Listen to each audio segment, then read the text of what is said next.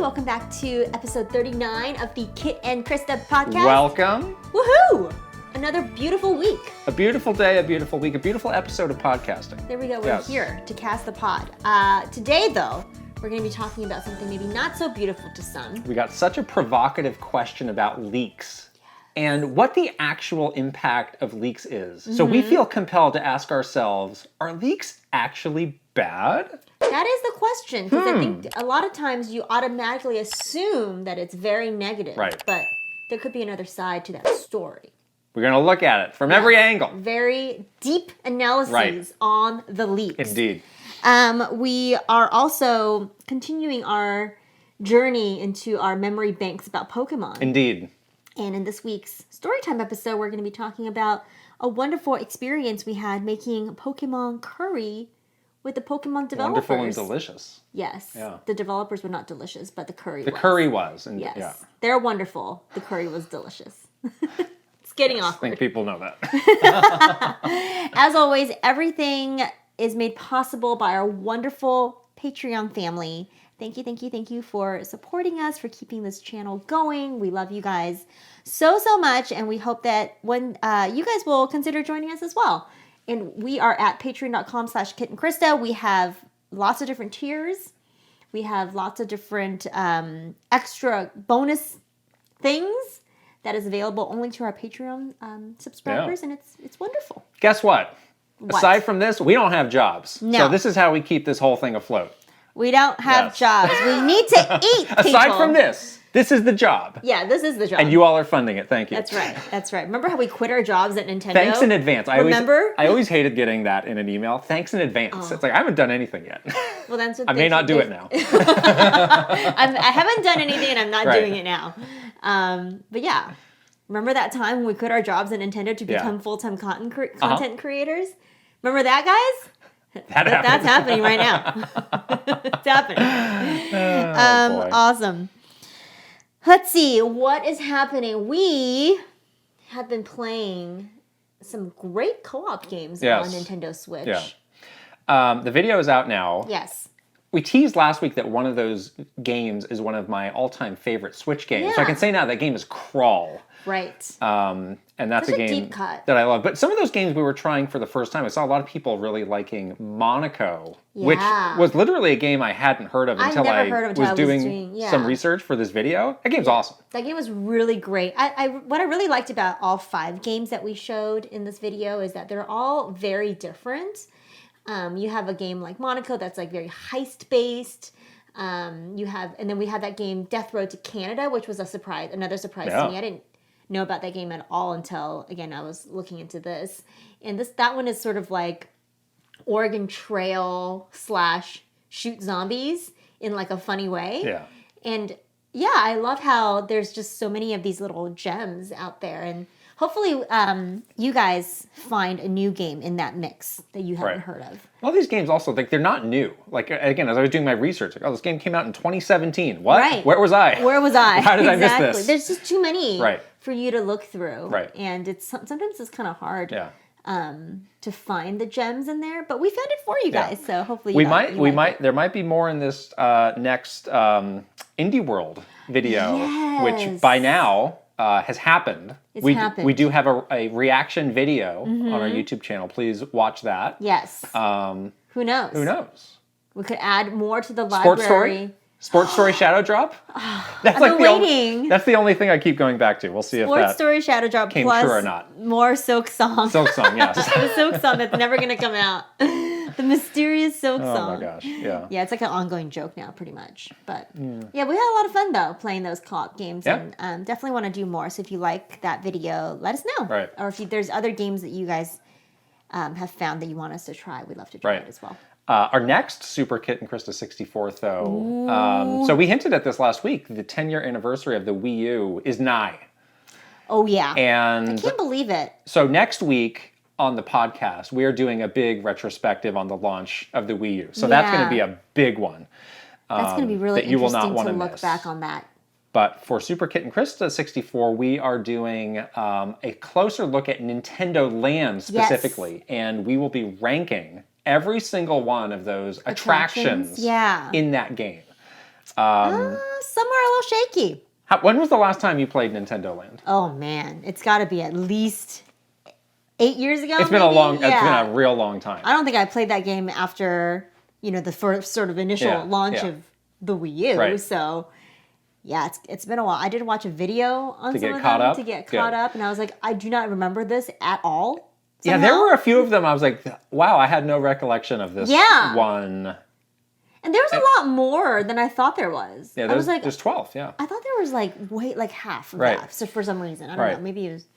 Maybe I blocked it on my memory. Well, maybe it has something to do with the fact that you threw your Wii U into a dumpster I donated shortly it to Goodwill. after the Switch launch. That is Let me tell you, different. could have come in handy because I had some issues this weekend. I found one. Actually, producer Steffi came through. I was getting ready for this episode. I have a Wii U, of course, that I had still hooked up to my TV. I can't believe that. And it's so shameful. I put in Nintendo Land, and I get this weird crash with an error code. And I'm like, oh boy, what's this?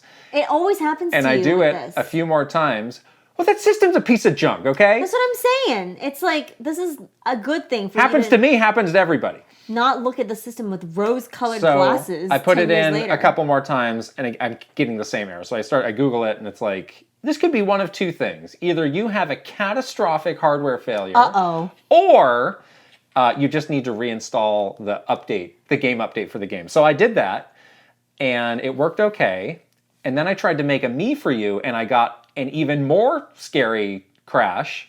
So I'm just hoping we get through this video smoothly before this thing just self-destructs. That would be so ironic, though, if it self-destructed into a cloud of smoke. Yes, 10 years after the launch, everybody's Wii U will self-destruct. Yeah, it's like an iPhone. When it's time to get a new iPhone, the old iPhone just craps out. It's like the same thing. Yeah.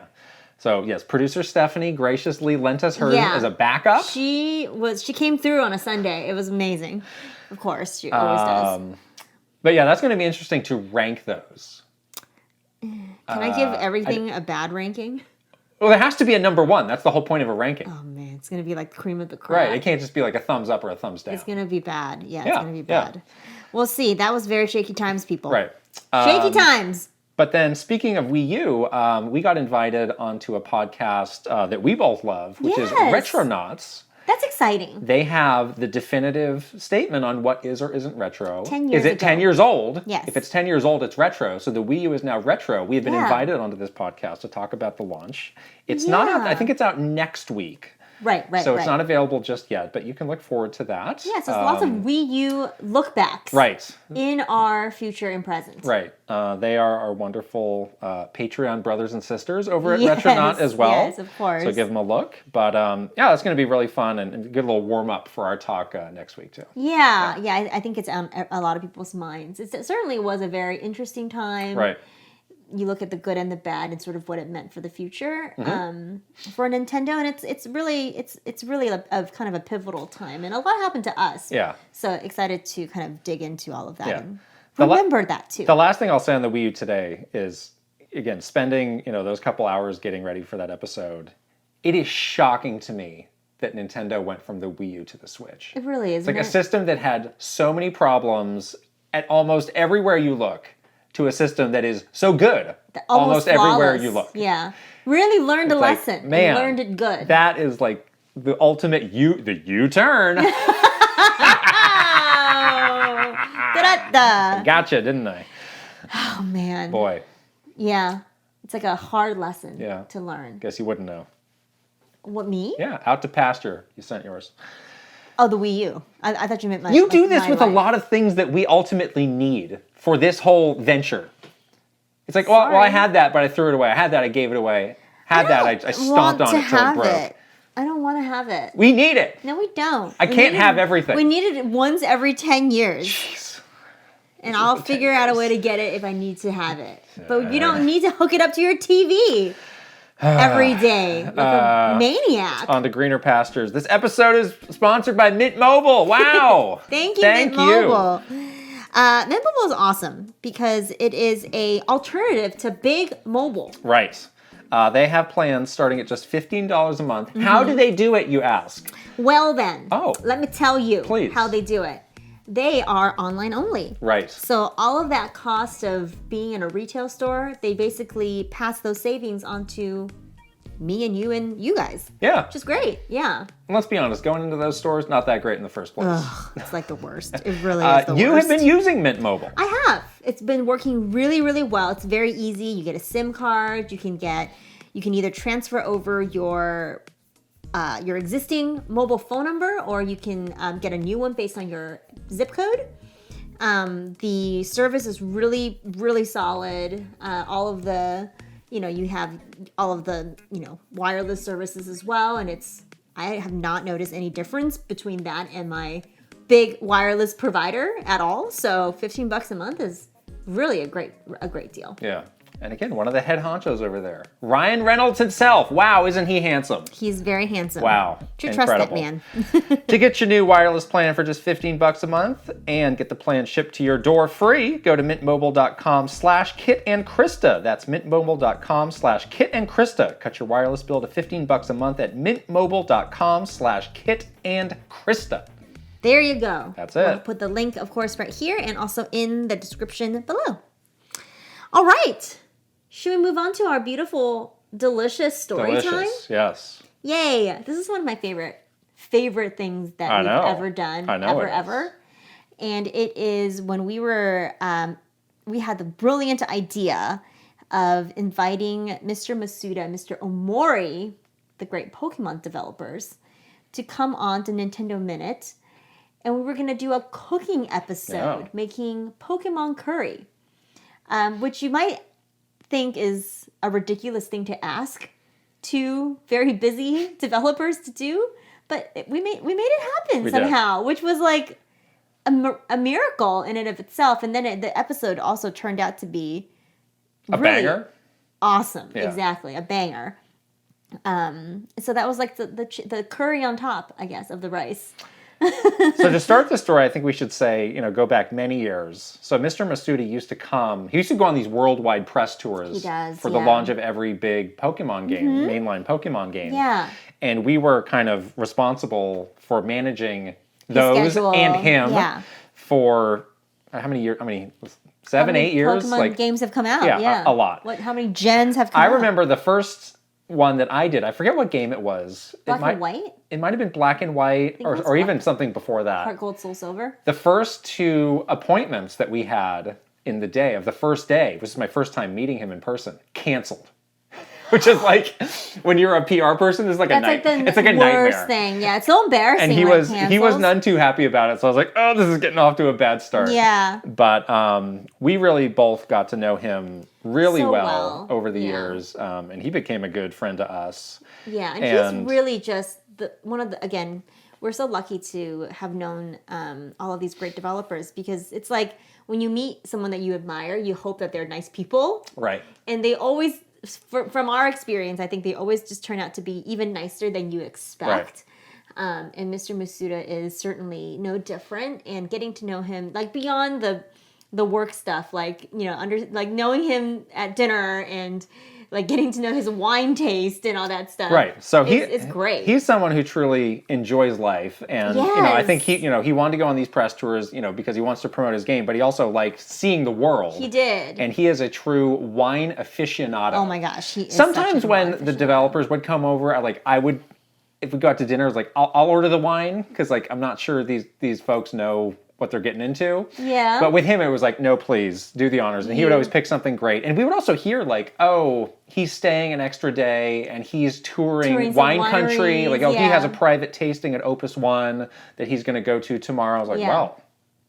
You know what you're doing. That sounds good. Silver Oak, here I come. There was one dinner where he actually gave the wine list to the TPC head of marketing. Yeah. And you could just see a single bead of sweat coming down his brow. He's like, oh, I can't mess this up.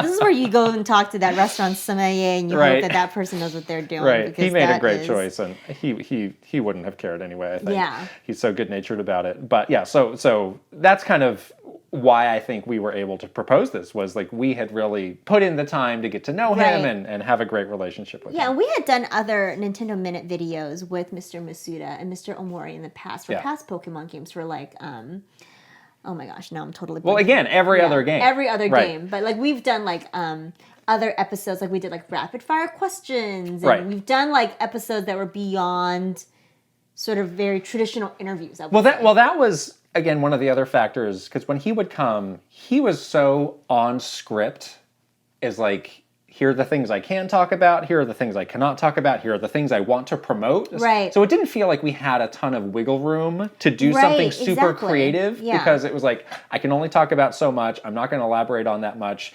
If you can come up with an idea for that, great. Yeah, and also there's always, like we talked about before, like some pretty strict embargoes for Pokemon games where, like, even at the time of the developers coming to do these press tours, you're still in the preview period for the game, and there's only so much you can talk about there that wouldn't spoil the embargo. Right.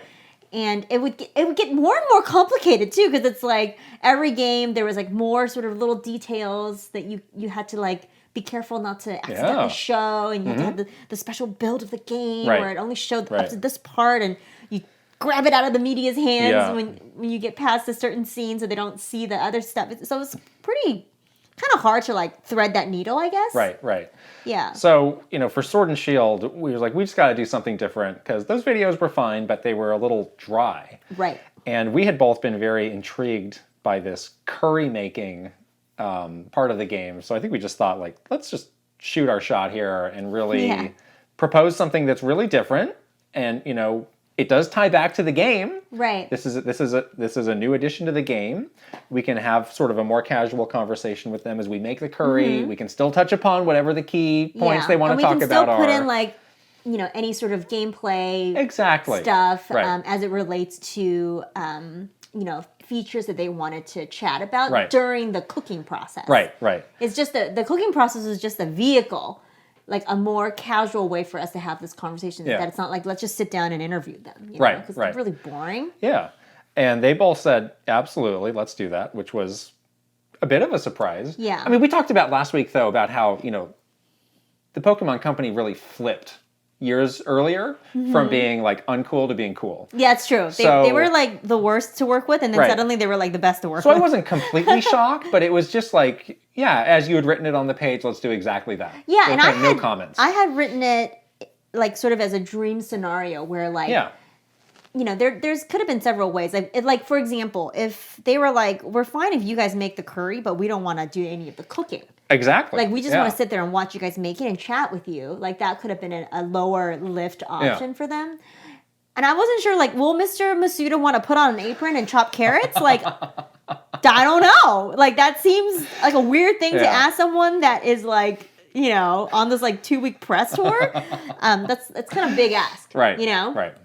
But no, they're like, give us the aprons, give us the chef hats. We're gonna cook with you. Again, I think they liked the opportunity to do something different. Yeah, I think so too. So when they said yes, we had to find a way to make it happen, because believe it or not, there's not a giant like test kitchen in the Nintendo Redwood City office. That's true. But I wasn't involved in this. You found a really great place. I did. It was actually really close to the office. Yeah. Shockingly, it was this place that was right in the same neighborhood as where the Nintendo Redwood City office was, but basically it was this like demo kitchen. Like a showroom? It's a kitchen showroom, apparently, but they also have like a working kitchen in there as well. And it's like industrial grade. So they have like really nice, stoves and ovens and a place where a lot of space. There's like, it was all like kitchen grade, so clean, which is important. You don't want to like have some sort of germ situation.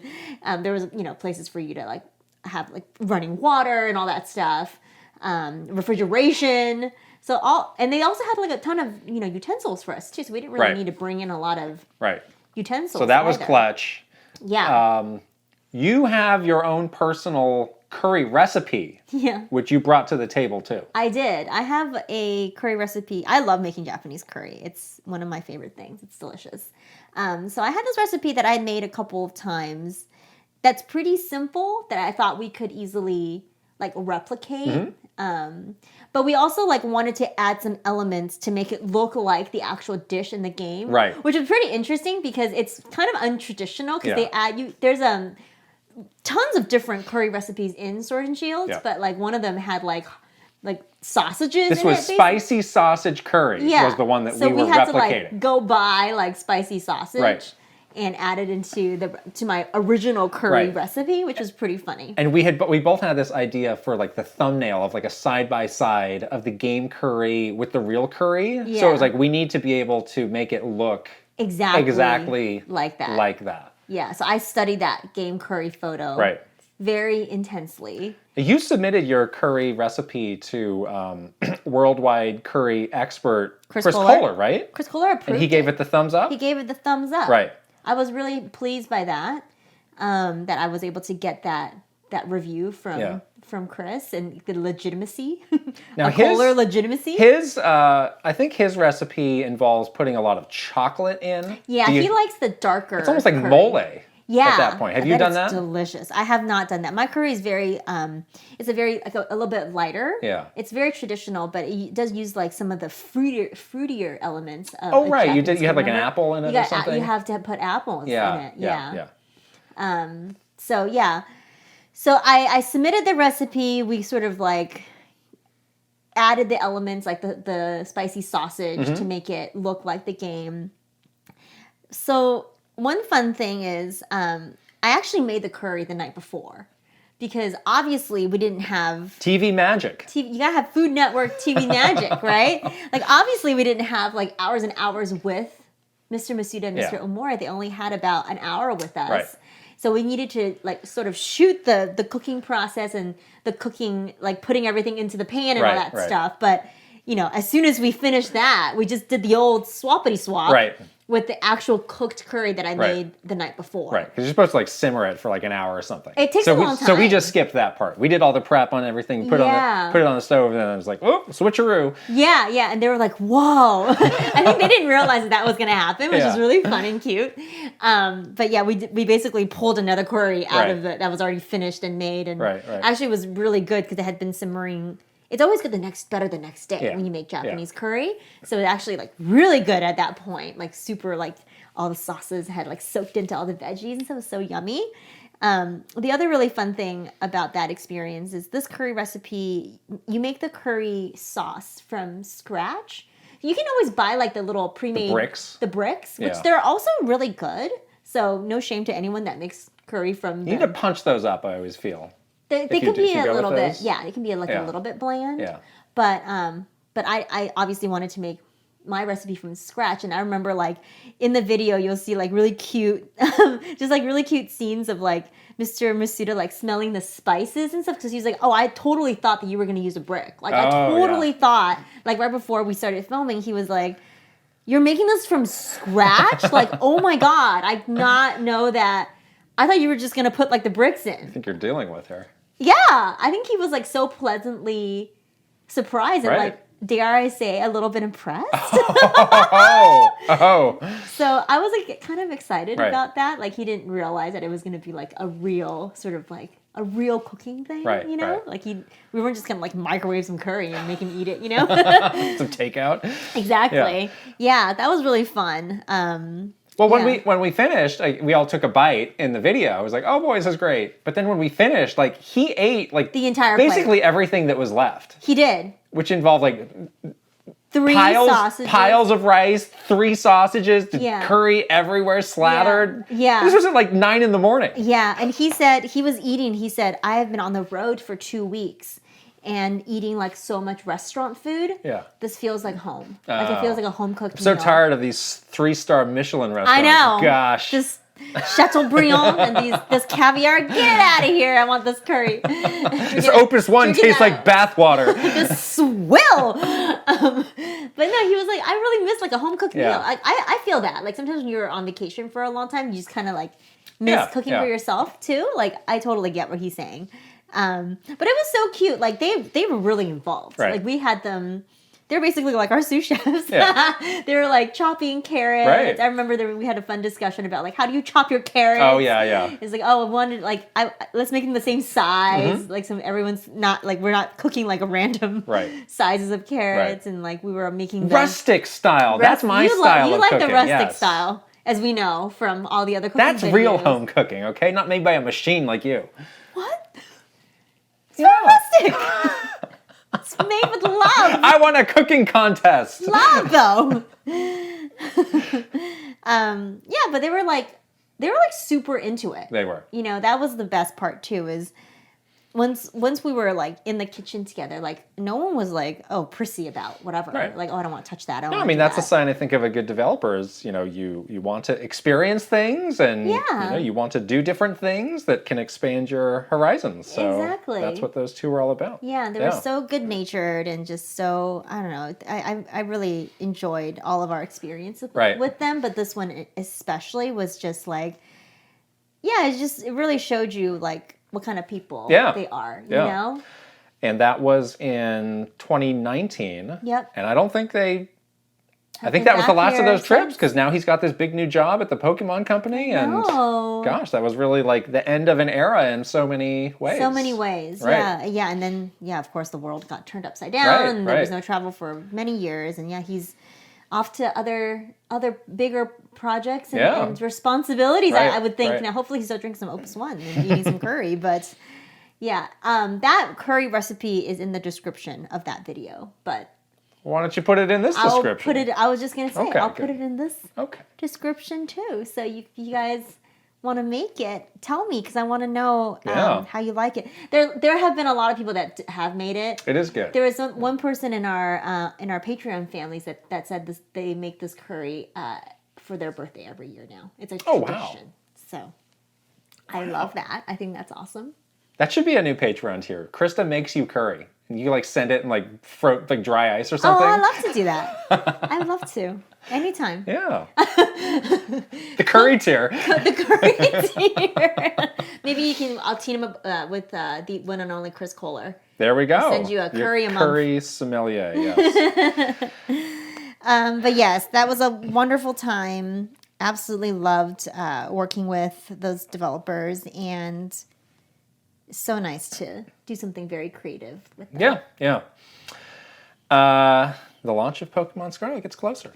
Yes. Every day. There's sandwiches in that one. Not as exciting as the curry. That sandwich looks kind of weird to me, but you have a fear of sandwiches. No, there was no mayonnaise that I saw in the video. You have a fear of sandwiches. I like sandwiches. I don't have a fear of sandwiches. Yes, you do. I have a fear of mayonnaise is what I have. You're very particular about sandwiches. It was like the graphics of the sandwich looked like super realistic, which is not the graphics of the rest of the game. Right. Like, the curry didn't look realistic. It looked like cartoon curry. It fit in with the other graphics. Right. You didn't even play Sword and Shield. How do you know? I played a little bit. I watched a trailer. I played a little bit. Just didn't like it. I was really bored, actually. Wow. In our Never a Minute segment, moving on. Once again, we asked our Patreon superstars, who are calling all the shots now. I know. They asked us to consider a rousing game of Kiss, Marry, Kill. Yes. Focusing on action games. Right. So the games. We have done just that. The games we are pulling from, or the series we are pulling from, include God of War, Bayonetta, Devil May Cry, No More Heroes, and Ninja Gaiden. Yes. And filled with great characters. We're going to do 3 rounds. Because there are so many great characters, we've broken it down into certain categories. So round 1, we're going to be talking about the main characters. Right. Round 2, supporting characters. And round 3, villains. Right. Obviously, we each have 3 options for each person. So you can choose which of these options you would kiss, marry, or kill. Right. So, should we start with the main characters? We shall. Are you going to go first? I'm ready, so I'll go first. Okay. All right. Your options are Kratos from the original God of War games, before he grew the giant beard and went into his cabin in the woods. Quite angry, Kratos. Quite. Ryu Hayabusa from Ninja Gaiden. I found a picture with the mask off because that might be important. Yes. See his face. Yes. Or Travis Touchdown, the one and only. So these are your options. Who will you kiss? Who will you marry? Who shall you kill? Oh man, such hotties. Now, is Kratos killable if you choose that? I don't know. He is a god. He may be immortal. Invulnerable? No. I always get confused. The difference between immortal and invulnerable. Those are 2 different things. Is he immortal? Nigh invulnerable. They always say that. Nigh invulnerable. Those are 2 words you always hear paired together. He's not just invulnerable. He's nigh invulnerable. Oh boy. I'm kind of scared that Kratos is going to go crazy and kill me. You know what I mean? He's gonna get to you first. He's a little unhinged. He's a little sometimes. nutso in these games, yeah. Yeah, and like you don't know what's gonna set him off, right? Like anything could set the guy off. This is before he settled down. This is Ramblin' Man Kratos. He's got to ramble. He's visiting those singles bars. He's got to see the world, yeah. Yeah, he's got to. I would like to kill him. Preemptively. All right. Yeah, as a first strike. Okay, you can attempt, yes. Because he's just too much of a wild card for me to deal with. Okay. What if he doesn't like the kiss and he kills me? What if he doesn't like being married to me and he kills me? All right. Like a lot of times he could kill me. And then I'll end up on 2020 as one of those wives that were killed. That's not good. I don't want that. Okay. I would marry... Let me look at the pictures again. There's Ryu Hayabusa. Okay. And I know what Travis you know who Travis Touchdown is. I would kiss Travis. Oh. He seems like he'd be a really good kisser. Really? Yeah. Okay. Now, the whole shtick with Travis is like, he's unlucky in love. Yeah. He wants to be, right, but he isn't. But I think it's something to do with him. He's the problem? I think so. But you equate this to being a good kisser. Right, that's why I'm not marrying him. Is he like one of these people like kissing the back of his hand all day long? It's like practicing for when the day comes, I'm going to be ready. He's like kissing his cat. Jean is getting the practice in. Oh no, the cat. Oh, the cat is so cute though. So the thing with him is that he seems like he is not a relationship man. You know what I mean? Like he always has a lot of problems with his relationships, and then he gets into all this trouble, and then obviously he has like all of these exes that seem to be a little unhinged. Right. Like I don't want to get into that. Like I don't want that drama. But I'll kiss him because he looks like he's very kissable. All right. He looks like he'd be fun. And then you're marrying the ninja himself, Ryu. I'll marry the ninja. Okay. He probably won't be around. The life of a ninja, no. I won't have to deal with him that much. He's pretty cute, so he'll be fine if he does show up. But he's probably pretty busy, and so he'll probably just leave me alone. Okay. Which is what I want. I just want to be left alone. Please don't talk to me. All right. I'll call you when you're needed. You'll be summoned. You'll be summoned when ring a bell and you arrive in a puff of smoke. You are needed. Poof. I think these are good choices. I know. All three. That's why I chose. I mean, for me. Oh, for you. Yeah, I think these are good categorizations. Yeah, I do remember. Kratos has been married multiple times, and it didn't go well for any of them. For any of the wives, right. They're all dead. Yeah. So they gone. I don't want to end up like that. Okay. Seems like a pattern, you know. All right. Main characters for me. Are you ready? Indeed. Bayonetta. Oh. The original hottie. Trish from Devil May Cry. Okay. And Momiji from Ninja Gaiden. All hot girls. The hottest of the girls. I'm going to kiss Bayonetta. Oh, really? Yeah. Why is that? Because I want it. But why won't you That's marry what I her? want to do. No, I'm going to marry Momiji. Oh, you're marrying Momiji. Right. Why is that? Oh, you're marrying a ninja too. I mean, this is an interesting duality. Bayonetta is inherently chaotic. This candle could burn out very quickly. You see, burns hot but burns out fast. Oh, you see, that's what that is. Okay. The passion is off the charts. So I'm marrying Momiji, which means I'm killing. You're killing Trish. Trish, yes. Trish is so hot. She's the one I know the least about, though. It's like she's a little mysterious. I've inspected, looked over, I've learned about them closely. Yeah. Yeah. She's really hot. Have you seen her outfit? Yeah. Have you seen those low-rise leather pants? Have you seen them? Yeah. Have you looked? Moving on. I'll take no more questions. Supporting characters. I gotta admit, these three that I chose are a bit weird. Okay, I chose some weird supporting characters too. We're getting off the beaten path here. Yeah, the main characters I felt were pretty they were all three hot girls. We got three fit, decent looking guys. Yeah, you got three fit men and three hot girls. Right. Now these ones. Okay. We have Mimir from God of War. Mine. The severed head, which you wear on your belt. That's so funny. Your little keychain. We have Gamora from Bayonetta, this giant monster demon thing. Or Bad man. Oh my God, we almost have the same choices, okay. That's except fine. for one. That's fine. That's so funny. Bat-wielding maniac from No More Heroes. What do you say about this? I am going to...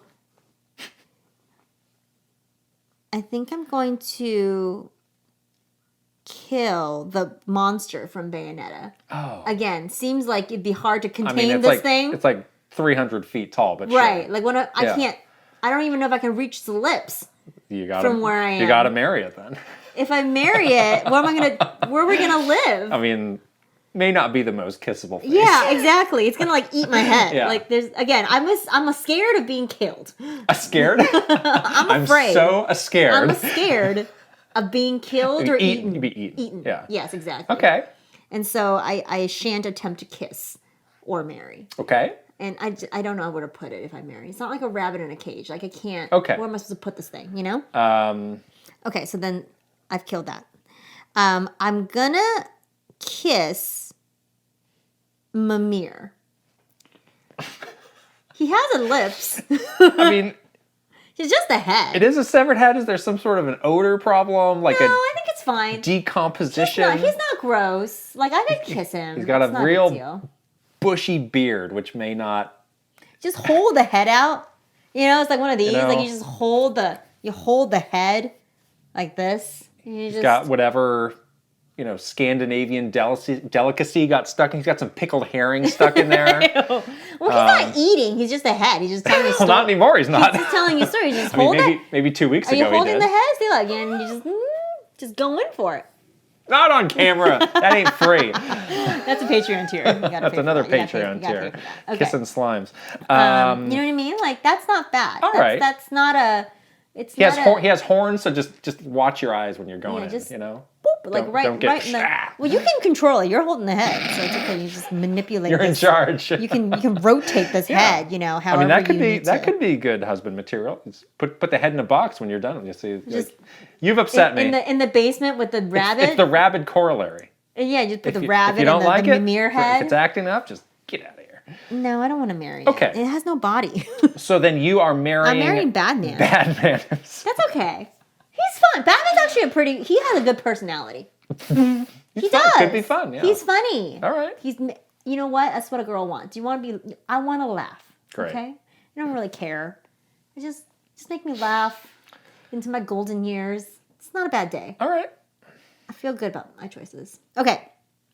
Mine are pretty similar. It's a Mimir. Okay, what's the other one? The only other one is Cheshire from Bayonetta 3, which is the cat that belongs to the new character. Okay. Yeah. I'm going to kiss Cheshire. Because who doesn't like kissing cats? It's kind of a weird cute. cat. I mean, the cat may not like it, but... I'm going to scratch your eyes right out. But that's what I'm doing. So that leaves me with... You get cat scratch fever. Killing... and marrying. Mimir or Batman? I'm going to get rid of Batman. I don't really? Got those crazy eyes. Is it the bat? Yeah. I don't like it.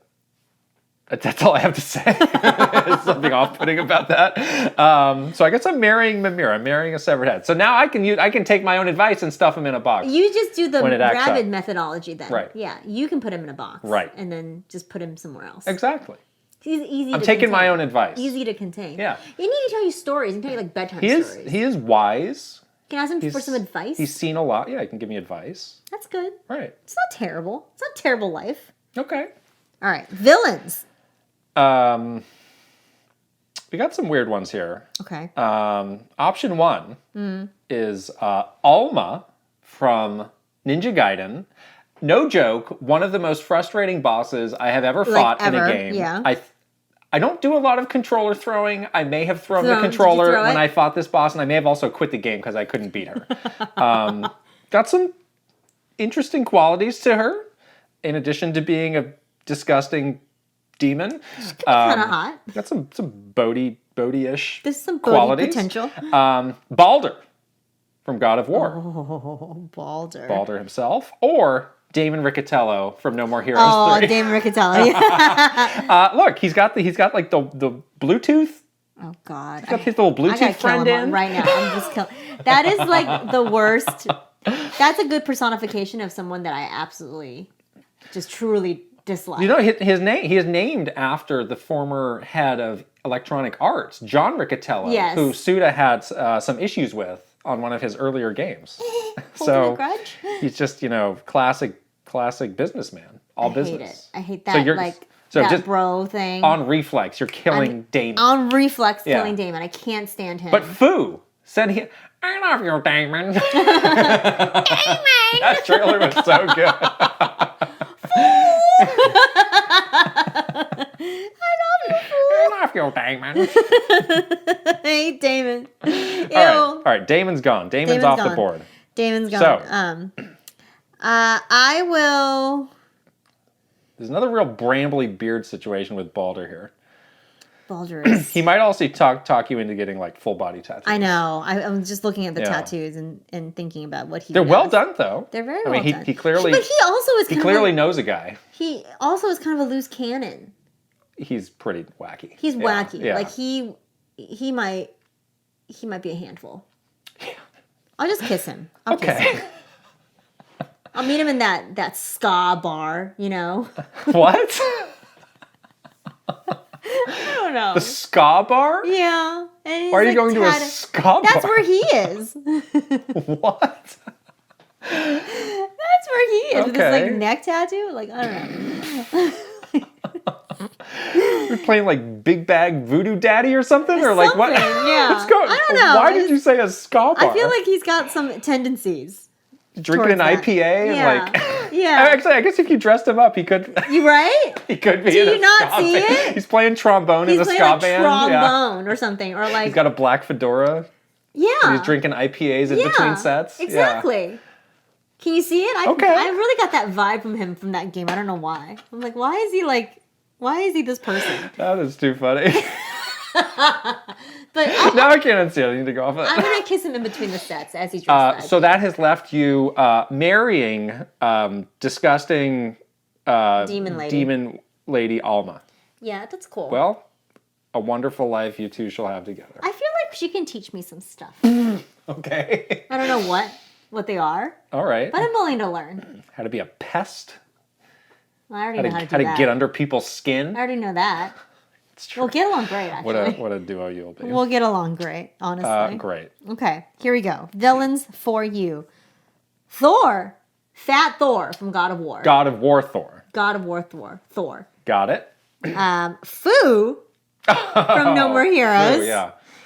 And Mundus from Devil May Cry. Mundus? Yes. I'll be honest, I'm not familiar with Mundus. Okay, let me look him up. Do you have some reference material? Yes, I will look him up. As you do that, Fu. I will consider Fu and Thor. Yes. I'm going to marry Thor.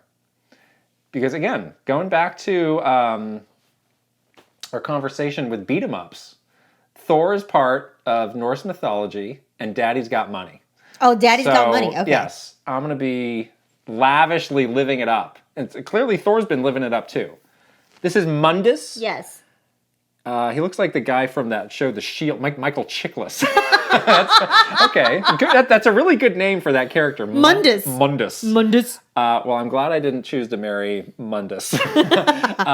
So I've married Thor. Oh, look at his face. And I'm now a bajillionaire in my Swedish kroner bucks, which is great for me. Daddy has money. I'm going to kill Mundus. I just don't like the look in his eye. They're glowing red. That's why I don't like it. They're very creepy. See you later, Mundus. He has the businessman, like evil businessman look too, So I guess that means I'm kissing Fu? It's not bad. You can be like Damon. I'm trying to consider I love you, Damon. I'm trying to consider the implications of this. So Fu starts as like a little fuzzball, and then he grows into like a horrible monster. Like a pretty Yeah. Well, hopefully it's not like, it's an alien. It's like, what can you touch? Like, what if his mouth's like battery acid or something? Let's hope it's not one of those situations. Well, I married the devil lady, so it's probably fine, right? Always entertaining. Kiss, marry, kill. Never a dull moment. Mundus, get out of here. I don't know who Mundus is. I had to be honest about that. Who's that? Mundus, though. There you go. On to the games we're playing. I say this might be a short what we're playing because we're in that kind of in-between period where we're just waiting for God of War. We're so waiting. You thought, why don't we start with your big Persona 5 update? Whew. Let's start with that. I've been doing good. I'm in my first true dungeon sequence.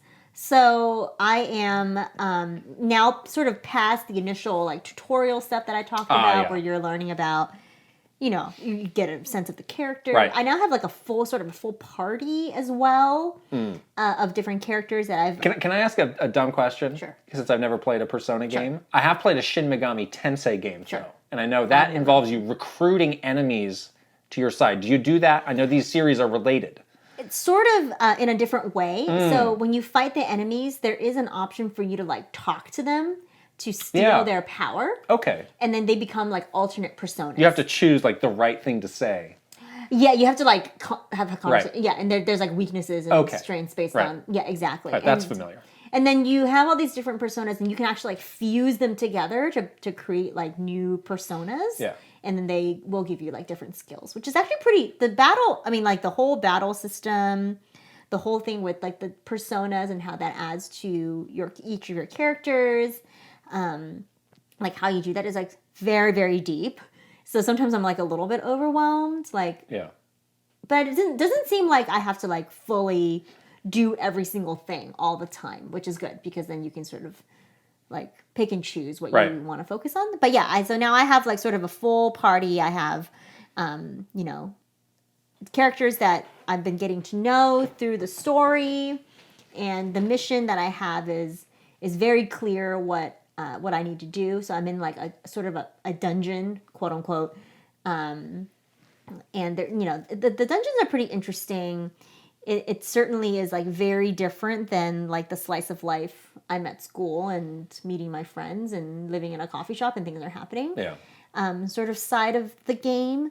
The dungeons are definitely more traditional, you're beating enemies and solving puzzles and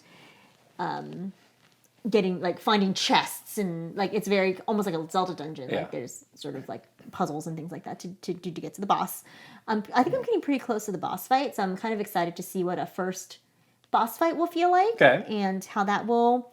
So far, the enemies have not given me too much trouble. There's definitely different ways that you can go about it. You can sneak past them. You can ambush them if you want to take them down. So there's sort of different methods of getting through the dungeon, which I really like. And yeah, the game continues to be amazing. It's super interesting. The story is really good. Story is really dark though, and I kind of I kind of knew that a little bit, but it got dark really fast. And there's some stuff that happens that was truly kind of shocking in the beginning of the game. So it's in the Xenoblade Chronicles 3 mold, where it's not holding back. Oh, well, this game is rated M. Topic-wise. Yeah, this one's pretty heavy. It's not the best, but you do feel the sense of I'm gonna set this right by doing this quest that I'm on, kind of thing. Okay. Because it's really kind of hard to see what's going on with this game and these characters. It's really, really sad. So, yeah, I've been playing. It's been great. I like it. I want to go back to my question to you from last week, which is there anything that just seems frustrating or irritating that over the course of all these hours could really get on your nerves? I think the only thing is that there's a lot to do. Sure. So it's a little overwhelming. Yeah. Not in a tedious way, but in a way where you maybe feel if you're not doing... I do get the sense sometimes where I'm am I missing something? Oh, sure. Should I be more focused on this? Or should I have read that prompt a little bit more carefully? But it's so much coming at you that you're can't really absorb all of this info. Okay. So I'm just going to go with the stuff that's naturally interesting for me to do those things. But yeah, I don't think there's anything that feels like it would grind at you or anything like that. In the dungeons, again, this is my first one. it's pretty clear what you have to do. I don't feel like I'm getting like frustrated. Yeah. There's like a map, so it's not like you're just like wandering around or something like that. The puzzles don't seem that bad. The enemies are not like super obnoxious. Yeah, I don't think so. For now at least, it seems like it's pretty good. But it is a lot. It's like very involved. Like there's like tons to just a million things to do. And are you still thinking you're gonna double off on this when God of War's out? I think so, because I can play it in bed. Okay. So I'll just do both. Great. Yeah. We have both still been playing Marvel Snap. Oh my gosh, Marvel Snap. Now I saw you either like retweeted or comment on some tweet that was like, this is a game of the year option. And I need to know how serious you are about this. I'm kind of serious. Oh. Like this game really, again, was such a surprise. Right. Like, I don't think any game has really, with the exception of Pokemon Unite, has captured me in this way. A mobile game. Yeah. Yeah. Or like a game that I typically don't have an interest in, like that kind of gameplay. Like the card games, I'm like, fine, whatever. I've never been super into that genre. And definitely not like on mobile. Right.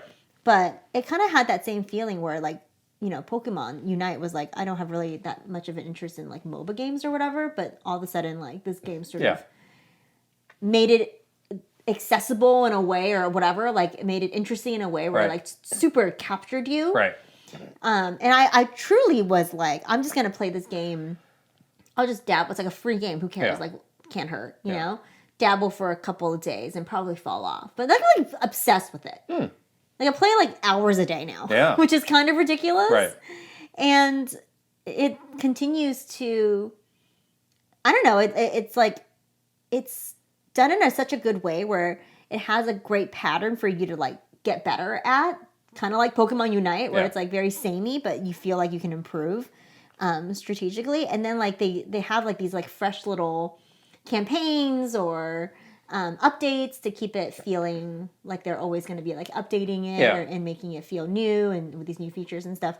So I don't know. It feels like a good solid contender. We're both past. I think last week we were complaining like, oh, we're just fighting bots. Yeah. I think we're both past. Oh, I'm that way mostly. Past the bots because I cannot. Now you're losing again.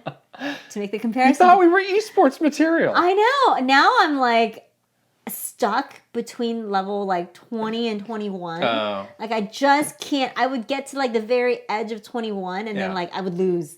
Yeah. And like it would go back down. So I just need to like break out of that. Yeah. It's hard though now. These people are good. Yeah, it's definitely getting trickier. I'm not paying attention to that rank so much because it doesn't seem to really get you much. Yeah.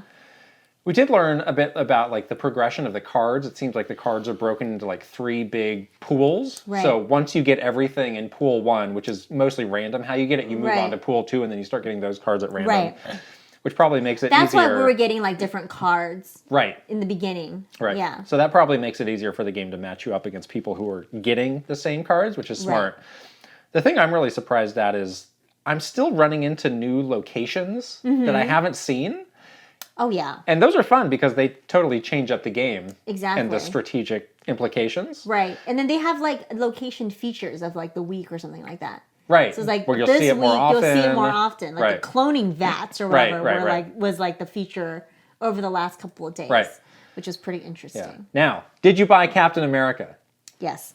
$2.99. So did I, and then I was mad because after that I got a different Captain America. I got blue Captain Blue or whatever. I thought this was the only way to get Captain America. It's like, no, you can just get Captain America by playing. It's whatever. It's only $3. It's only $3. I'm glad and glad we've to been support playing the game so much, we should support it. I mainly bought it to support them. I did not buy this new battle pass though. This like Spider-Man one because it's like I don't really like what you get out of it. I don't know. I really want a Captain America. It seems like they cycle through those battle passes pretty quickly. Pretty easy. So I would be open to buying one of those if they had cards that I liked. But really liked. This one I'm not super into. Do you have a favorite new card that you've been using a lot or rotating into your deck? A card I like that is not super powerful or anything, but it just kind of like aggravates the other player is Yondu.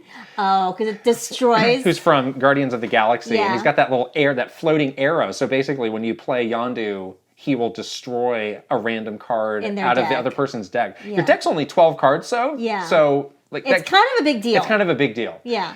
Right. So it can change up. It can change up like how they want to progress. It's like I'm probably not winning the game because of Yondu, but I do like playing that card. You're such a jerk. My favorite one, so right now, is Spider Woman. Oh, she's good. Yeah. She's good because she basically, when you reveal her, she will zap everybody on the opposing side down one. A point, right. So like it's always fun to play her. You get her towards the end too. So it's like that person's like stacked 4 cards in that set, and you're like, you think you're so smug. Right. You think that you're gonna win this location. You think you got it hands down, and you play that card, and it totally zaps them. Right. That one's pretty good too. The card that everybody gets like right when you start that I thought I would have moved past, but I haven't, is the Hulk. Oh, yeah. Obviously, I like the Hulk, but the Hulk has no special attributes at all. It's just 12 points. 12 points.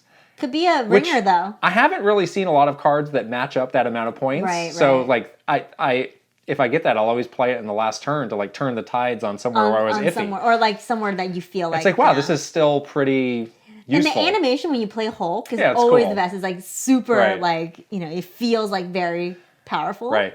Which is really fun. I got the morph card too recently, which is kind of fun. Yeah. That one is, it has 0 power, but then it like morphs into a card in your opponent's deck. Yeah. So sometimes I'm like, what cards do they have in there? I'm really curious. Like, I keep hoping that I'm going to randomly get matched to you.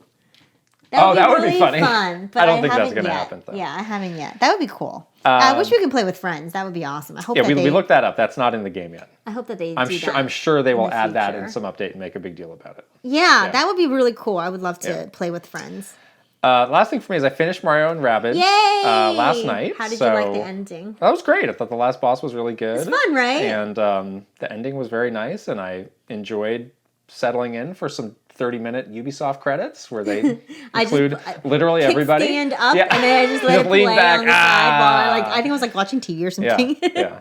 So I don't really have too much more to say than that, but that was the ending very, was really very good. I thought it was such a good game too, and I was so I was so impressed with the ending because it just it pulled the whole game together, all the characters together in that really fun way, and like really let you see like kind of like the breadth of the game, so that you have one last chance to like see that before the game ends. I thought that was really smart. Right. So they have talked about some of the DLC they're doing.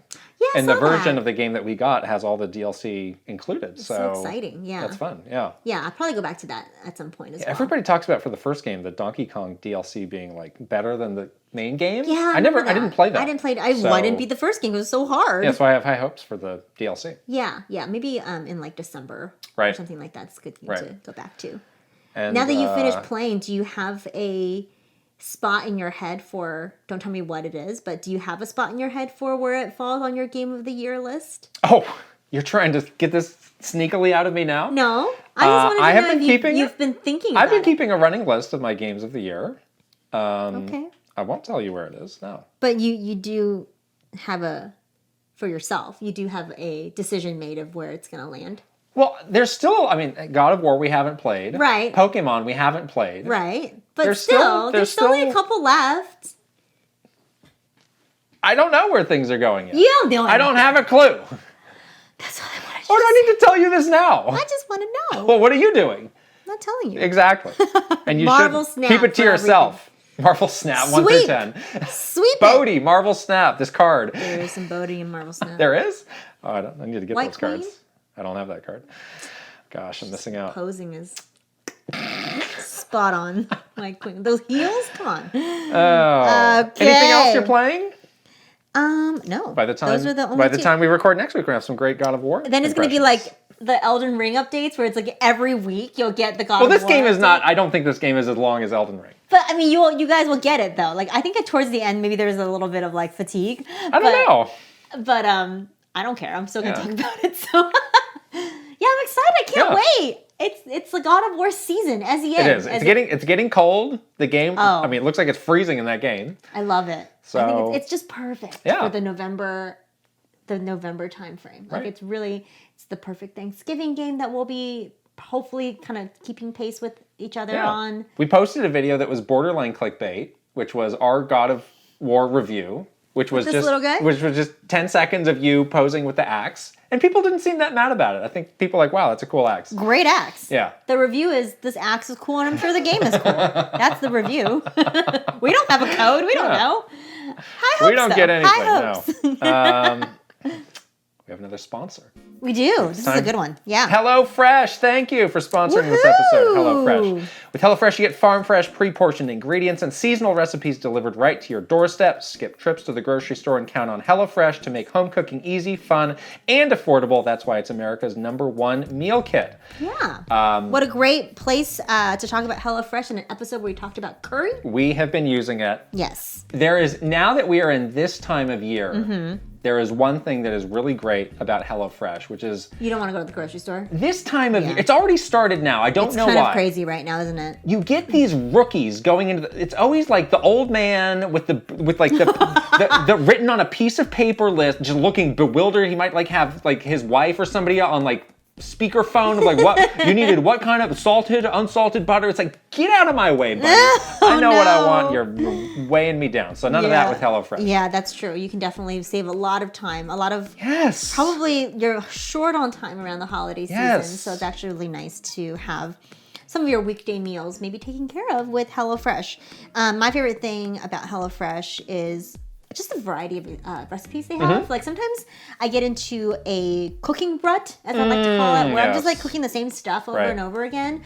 I love HelloFresh because you can like search the recipes, and sometimes I'm like, I've never made this before. Yeah.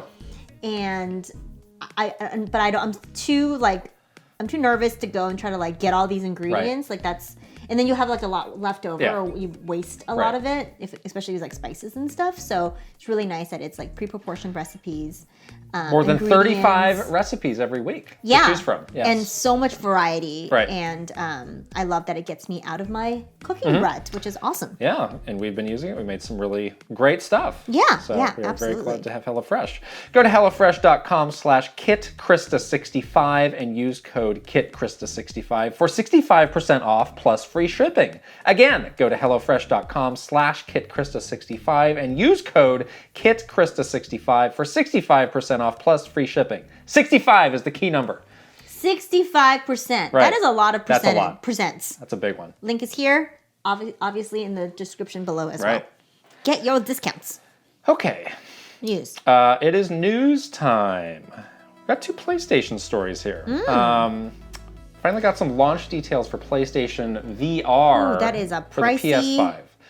So let's go through this. Pricey thing. It's going to cost $549. Wow. It's going to be out February 22nd next year. Pre-orders are beginning on November 15th, so that's really soon.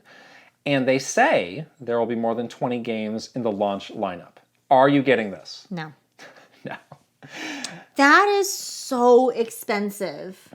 Yeah. And also, yeah, and then and that's assuming that you already have. You have to, right? You have to have a PS5 too, right? So that's like over. I mean, you're going to be about $1,000, considering getting a couple games to start with. It's about $1,000 to get into VR. Like VR. Yeah, that's a lot. That's a lot. I mean, I don't think there's any sort of game that would push me over the edge to spend that much. Resident Evil. No. Yeah, I feel like it's just not worth it. You know. Yeah. For me, I mean, at least. People really liked the first PlayStation VR. Yeah, I've heard really good things about it. Again, my VR experience as VR? famously limited to Labo VR, so I wouldn't know. I feel like maybe they noticed with the PS4 VR, there's like, people like this, but it's a very niche group that wants it. Yeah, totally. So... and it's still, VR has not become mainstream yet. No. So maybe they're just like, all right, well, we're just going to really, this is going to be our target audience. They're probably going to be willing to pay a little bit more because they're really into it. And they just really want that like really good experience. Right. And sometimes you do have to pay premium for that. So. Yeah. So, yeah. I mean, I kind of appreciate that they are not like, well, it's like, well, we're not going to do normal games anymore because we're going all in on VR. It's like, we're going to try and make these couple ecosystems work. And also, I think like, they can do it. They're probably different enough where they can do that. Right. And it's good that they're not watering down, like, either or. Yeah. like at the expense of either or, you know what I mean? So that's kind of nice, because then you end up with that weird situation where it's like, well, the people that like the VR are not getting what they want because it's like a super watered down system. Yeah. And the people that don't want to play VR is like kind of forced into something they don't want to do. Mm-hmm. So maybe that's a good strategy. I mean, it's obviously not for me, but I love to hear from people that are super into PlayStation VR and like tell me, your arguments for like why you would be happy to pay this amount for it, Again, I never met a person who had the original PSVR and said it was bad. Who was not like all in on it. Right. So yeah, exactly. I'm fine with it. Yeah. They also had Sony had their financials, which were pretty straightforward, except for this point, that they had lost 1.9 million PlayStation Plus subscribers since they launched the new tiers a few months ago. But the revenue from PlayStation Plus was up 10%. Because probably the new tiers. Because those cost more. And then for comparison, Game Pass is currently at 25 million subscribers. So I think I forgot to mention here, I think PlayStation Plus had about like 50-ish. So about twice as much as Game Pass. So oh wow, okay. They're still doing fine, great, but you never want to see the number go down. But the revenue is up, so like what is I guess. Well, they had some they were citing some like weird. They're like, well, the pandemic's not as bad as it was, so people are going outside. That's a weird excuse. There's fewer big third-party games. I think all of their reasons didn't really make a lot of sense. I'm sure it was just to sort of lessen the blow of the numbers going down. But like, should they care as long as the revenue is up? Because it sounds like they may have lost some people, but more people have moved to the higher tiers. So like, who cares? I wonder if there's some people at the base tier who are just like, I don't play that many online games. I'm not really into the free games. The free games at that tier are kind of iffy at this point. Yeah. So there are some nice games at those higher tiers. I'm just not willing to pay that much for it. Yeah. I have the base tier. I think you have it too, right? I have the higher tier now. You do? I moved up when they first launched it. Well, tell me about it. I never use it. Do you have the one with all the retro games? Yes. Have you tried those? No. What? What are you doing? I have no time. Oh. But then why did you get it? I don't know. I was like, I thought in my head that I wanted. You got suckered. I totally did get suckered. I'm like, this sounds great. Wow. That's hilarious. Why is that hilarious? I don't know. I told you that I was going to do this. For the longest time, you didn't even have PlayStation Plus. I know. You're like, I don't need this at all. I didn't have PlayStation Plus or Game Pass, but then I upgraded both to like the highest tier for no reason. For no reason except that I just wanted to have it. Okay. Well, great for you making that 10%. I canceled Netflix as a way to to even out my monthly bills. All right. You see. Great. More gaming. Bills. As Beyonce said. It's hard to... that lower tier could use a little sweetener. Because it's still $50 a month. It's not nothing. It's not nothing, yeah. And I mean, if you compare that to like the NSO $50, like the deluxe tier, you do get a lot more in the NSO tier. I think I use the NSO people really rag on NSO, and there are reasons to do that, but you do get a lot of stuff. I mean, you have to have it for these online games. I think the value proposition for the base PlayStation Plus maybe could use Well, that's probably why they're losing some subs there. Right, but, right. What can you do? Nintendo has announced its big Black Friday offer. Oh my gosh, the offer. And it is the exact same thing that it's been since the beginning of time. I was going to say it's the most surprising offer ever, ironically. Year is 2079. The Earth is in a smoldering pile of rubble. But Nintendo has announced its Black Friday bundle ends this. It is exactly this. It's exactly this. Again, yes. So this was so funny because when we were there, Black Friday is a huge deal. Oh my gosh, Nintendo loves Black Friday. Every company that sells something loves Black Friday because you are going to sell a lot of your thing. It's going to be like your highest individual day of sales. And there's always like some like sales record that needs to be considered broken, blah, blah, blah. Every year, Nintendo would have some offer and there would always be a much more aggressive offer from like Sony or Xbox. And people would feel bad. It's like, we really need to learn our lessons and we really need to change up what we're doing to be more aggressive because people want value, people want deals on Black Friday.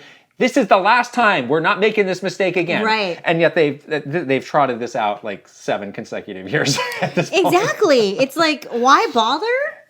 Well, I mean, it does sell out. So, I mean, They still have these? How many of them exist?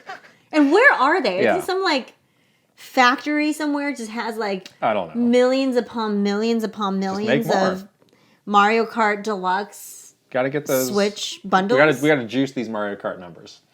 They don't need to juice the Mario Kart numbers. They're juiced. We gotta get them up. They're juiced. So again, I'm sure they'll have that same meeting the day after the Thanksgiving break, Monday. They'll absolutely have that it's like, we did okay, but next year we can do better. And we just need to be more aggressive. There's going to be that graph where they compare the other bundles. Right. The other publishers I'm not following these deals closely. I'm sure there's going to be some crazy cheap like Xbox Series S. There's definitely going to be that's going to sell gangbusters. Yeah. And people will be like, oh, we should have done that. Oh, darn it. Why are we having the same conversation? Maybe we should announce the Black Friday bundle next year before then. Like November, this was announced on November 4th. On November 2nd, we'll announce it. Well, that was the other funny thing is like, there were always like, again, months of planning. Like, what is the date? What is the strategic date that we're going to pick on the calendar? Oh, the strategic date, yes. And then the thing would always leak. Yeah, and because before it's like, oh, the Walmart, the gift guide, the gift card leaked. Yeah, and it's like, oh no, my months of planning. It's like it didn't matter in the first place. And leaks. We're going to be talking about that soon. Oh my gosh, we're totally going to do that next year. Let's pre-announce it for Nintendo. Look out for our Black Friday. I mean, we should probably just announce it today. We'll announce it today. It's a sure thing. In November, on November Black 2023, it's going to be a Mario Kart Deluxe Switch bundle. By the way, guys. Gosh. Yeah, that's too funny. You found this last story here. Why don't you get this started on this is not a fun story by any means, but... I hadn't heard this until you put this here. Oh, really? No, I saw several articles on this, but one of the developers for Final Fantasy 16, Naoki Yoshida, had a very long sort of answer about why they're not black characters in Final Fantasy 16, and it was literally the world's most terrible answer ever. Have you read I did read it, and I had to laugh. It's ridiculous. It is absolutely... It's like a terrible, ridiculous answer. To summarize, basically, it's like, we want to stay true to like the fantasy era, the medieval times. It was like, well, this is a fantasy game, but it's based on medieval Europe. Yeah, so we can't have that. Right. It's like, well, you also have dragons and bunny ladies and all sorts of other things. And also, that time in medieval Europe, I think there were black people. Right. But, whatever.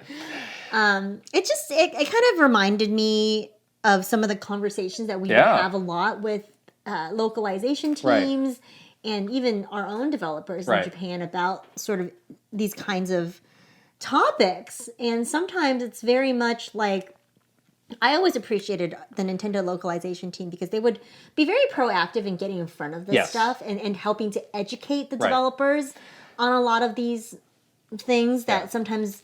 It's kind of like that situation. It's like you don't know what you don't know. That's where I was... Right.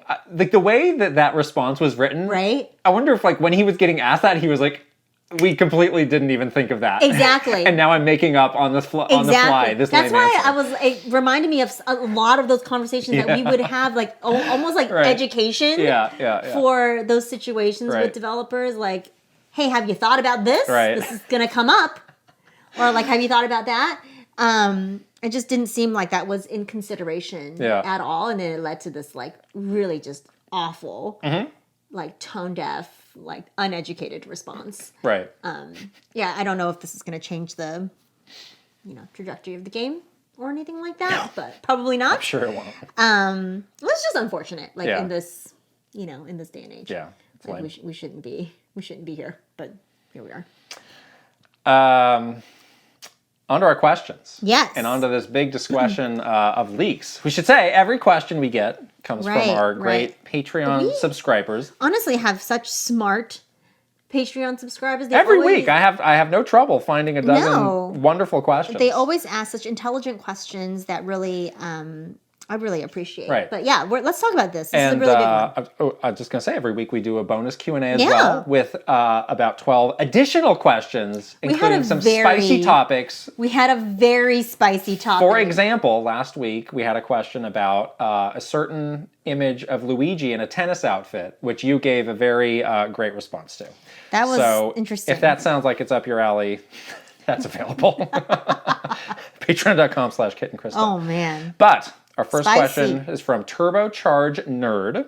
Our new superstar. A new superstar, in fact. Nintendo seems to be paranoid about leaks. Why is that? They seem to be more paranoid than most companies. Do leaks negatively impact sales? Pokemon Scarlet and Violet are destined to leak, but will still sell millions. I think by the time, I think as of now, like, those games are starting to leak. Oh, yeah. Like, literally, the leak is happening. Right this week. Right now. So, I mean, you know, when we were working there, it was such a, like, not even up for debate. It's like, leaks are the end of the world. Yeah. So, I think now it's good for us to have a perspective and really talk about, like, what is the actual impact of a leak. Right. I think we should also, like, specify, like, the type of leak we are talking about. Right.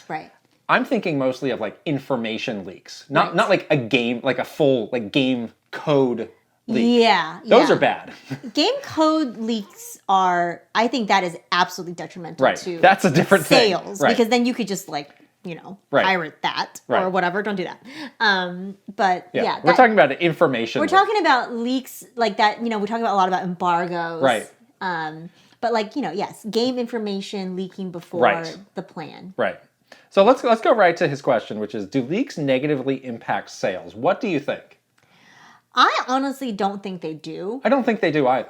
I think that, if a game, you know, it's kind of funny because it's like that stupid phrase that people used to say, like back in the day. It's like, all PR is good PR. Right. Or whatever. It's so stupid. But like, it kind of has like a kernel of truth to it where people are already like really hyped for something. Right. And I don't think like them learning more about it, just not on your specified date, would change their mind about information is information. Buying or not buying this game, you know? If anything, I think it makes people more excited about it if they're already excited. I don't think that changes your trajectory of like, oh, that character is coming to Pokemon, then I'm definitely not buying this game. There have been times where like there's more information to something that does not come out with the leak, which can create a headache in trying to get people to understand the full story. But again, I don't think it is hurting. I don't think there's anybody who's like, well, I'm not buying this now. Exactly. Because of this. Right. So exactly. That's a really interesting starting point because, again, it was like a true end of the world scenario. Gosh. And like there were times where people would acknowledge like the confidentiality is more important than having like strong marketing for something. Exactly. So there's like all these things which we could do that we're not going to do that would be effective because we don't want to risk some sort of a leak. Right. And I think we should also maybe talk a little bit about Nintendo's response to sort of like that response to leaks was really all hinged back to this idea of maintaining this element of surprise and delight, which they love to say. But so it was at all costs to preserve that for the entire company, to your point, like to the point of like not doing actual like business things or marketing things that would actually increase actual sales because of the need to preserve that surprise. So it's almost working in opposition to, you know, driving towards like sales. Right. And what was really interesting was like the company's like mindset about this element of surprise. Like, I don't even think that they thought that the element of surprise was linked to like making money or making sales. Yeah. It was just this need to like control how you would respond to the information that they're sharing, which is really weird now that I've taken a step out of the whirlpool of never leaking anything. And if something leaks and you might lose your job, that kind of stress. Like when you take yourself out of that and you really think about it from like, well, the whole point of marketing is to get people who didn't know about the game to know about the game, to buy the game, right? That's like distilled down the very simple goal. So like, why was it that this element of surprise was so important to them, you know? There's A journalist that we used to work with said something that I thought was really interesting. I'm not going to say who it was because I want to have them on as a guest. Maybe we can ask them about it later. But they said, they said, Nintendo always strikes me as a very type A company. Which means like things that are not done to the exact specification just aggravate them. Exactly. Yeah. And it's true. Like one of the kind of mantras that we would always be given was like excellence and execution. Oh gosh, that was the worst. Everything must be perfect or it's a failure, and you're a failure too. Exactly. Yeah. It's a lot of pressure. So I think that's just like if it's not done this way, then it stinks. It's wrong. It's wrong. It's wrong. And it's and everybody must apologize and deep bow and be shamed. And be shamed. Yeah. Right. We should say, like, so who are the victims in leaks? I think the developers are the victims. Yeah, but are they really the victims? Because, again, if their game sales are not impacted, they're only the victims because they victimized themselves. Because someone else has told them and brainwashed them into thinking that if this information comes out one day earlier than what we said the date was, your game was a failure. So it's like the same kind of shaming that they did to all of us. So that's kind of interesting, right? Because sometimes I think about the developers, like, sure, they of course want the I think from their perspective, they want the player to have the best experience with the game. And I think for them, it's more about like spoilers. Right. Like that's what we're seeing with the God of War stuff, right? It's like, well, all the spoilers are out. So now like this poor person who wanted to have that, wanted to remain pure and play this game and have that experience, like they don't get to have it anymore. I think that is a sad thing for a developer because you've worked so hard to have that. But like the idea of it leaking, days earlier or not the timing, that's also like a construct that actually doesn't matter. It's like it was like a construct that someone else put in place. So that's kind of interesting. I think they deserve the right to have the game presented in the way that they want. And again, there are times where the full story or the full scope of something doesn't come out in a leak.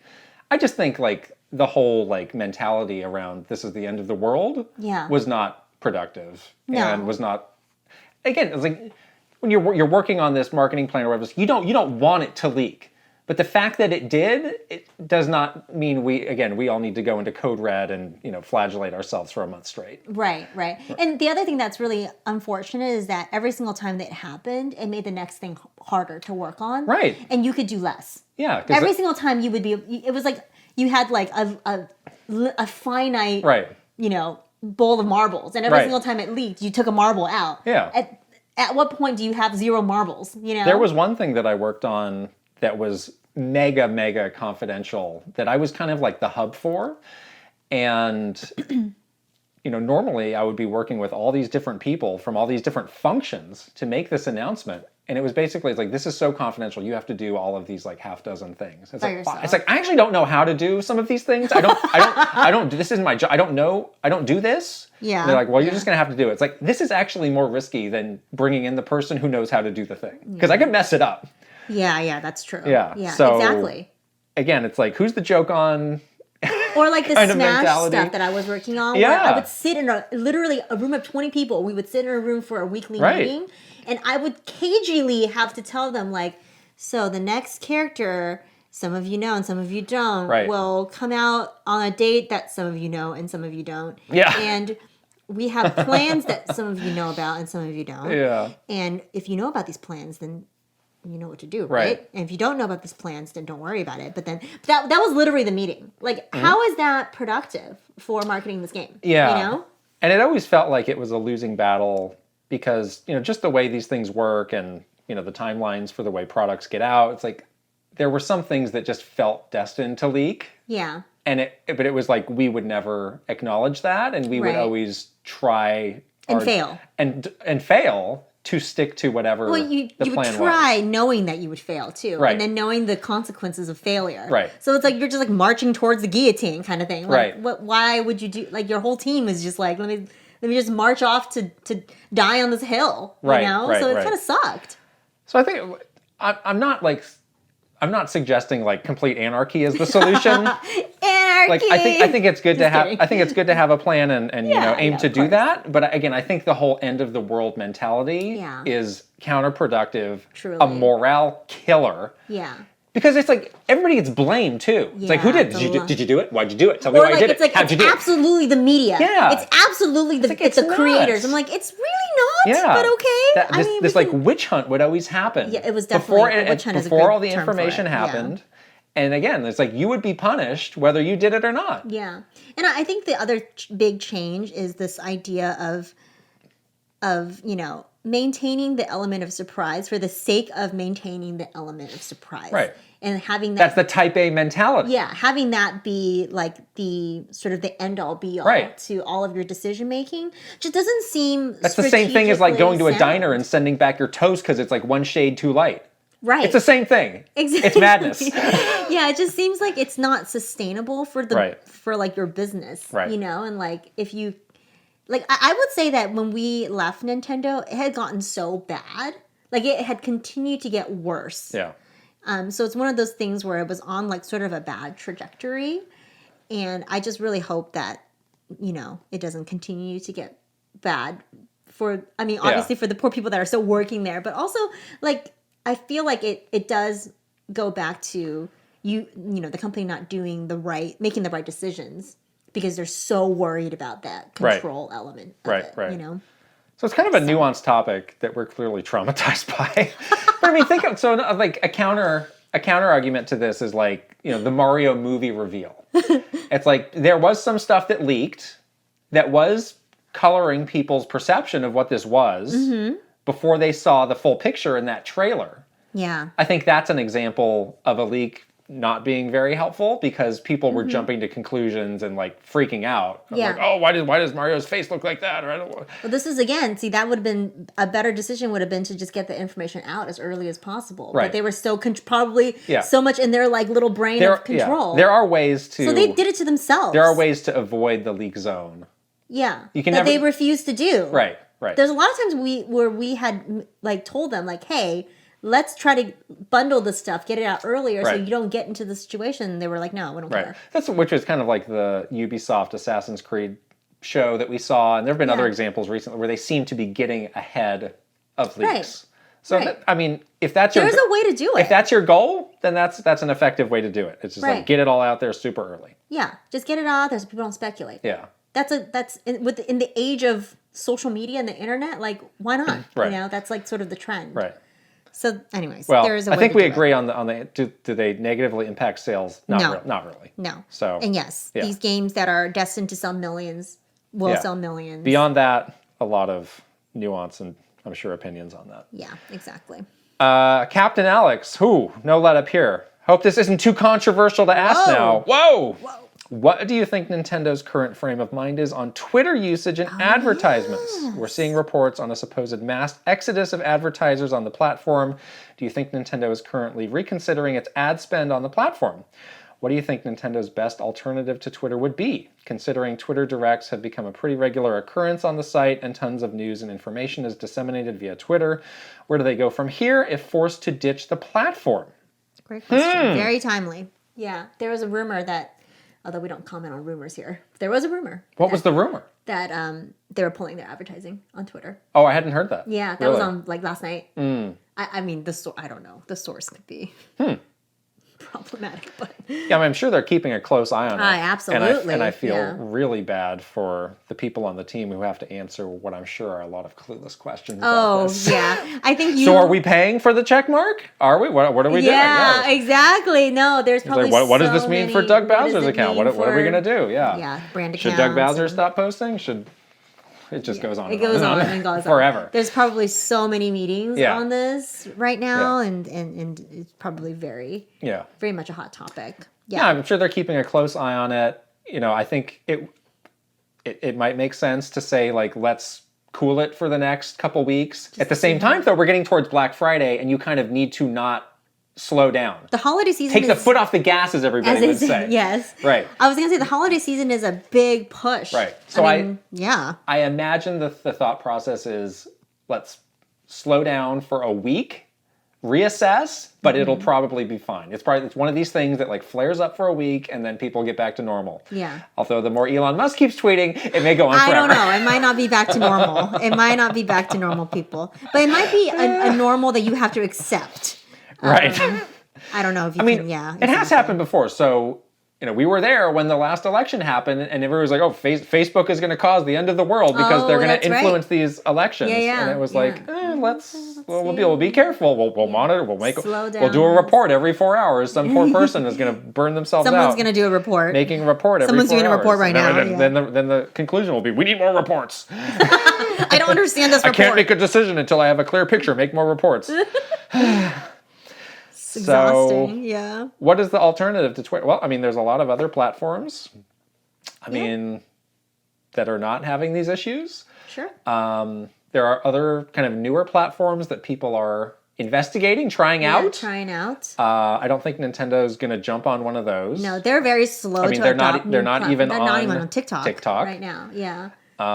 Took 2 years to launch an Instagram channel. So they're very slow to adopt new platforms. So I don't see them getting off of Twitter anytime soon, even if it becomes a garbage fire or maybe it already is a garbage fire. It is also important to differentiate, people are mad at Twitter. I don't see a lot of people pointing fingers at advertisers yet saying, why are you still supporting this? On this? Yeah. And I think the other distinction to make is advertisers versus brand accounts.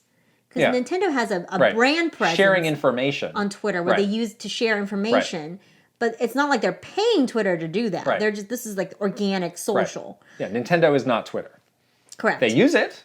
They do not control it. Exactly. Yeah. So that's a distinction to make. And then the advertising part of it is a little bit nuanced, different, because you are paying Twitter to have a sponsored ad, which Nintendo also does. So they may go, take the sponsored ads off for a little bit, but I don't think they're slowing down on the organic. Oh no. Social we've seen they're still going. Yeah, they announced the indie stuff this morning, so I don't think they're slowing down on that. They're still using it as a news. And I think I would always tell people the Nintendo of America Twitter and the Nintendo of America YouTube are the crown jewels of the Nintendo social media presence. Yes. And what's happening to Twitter is a real shame that stinks. Yeah. So that is a really important platform. If that thing crashes and burns, they're going to need something else to pick up the slack. They're going to need. But I don't think they're at that point yet. Yeah, the Nintendo of America Twitter is a pretty big deal. Yeah. It might be the most important social platform they have out of all of the things in the universe of Nintendo social. Globally. Yes. No, I'm saying yeah.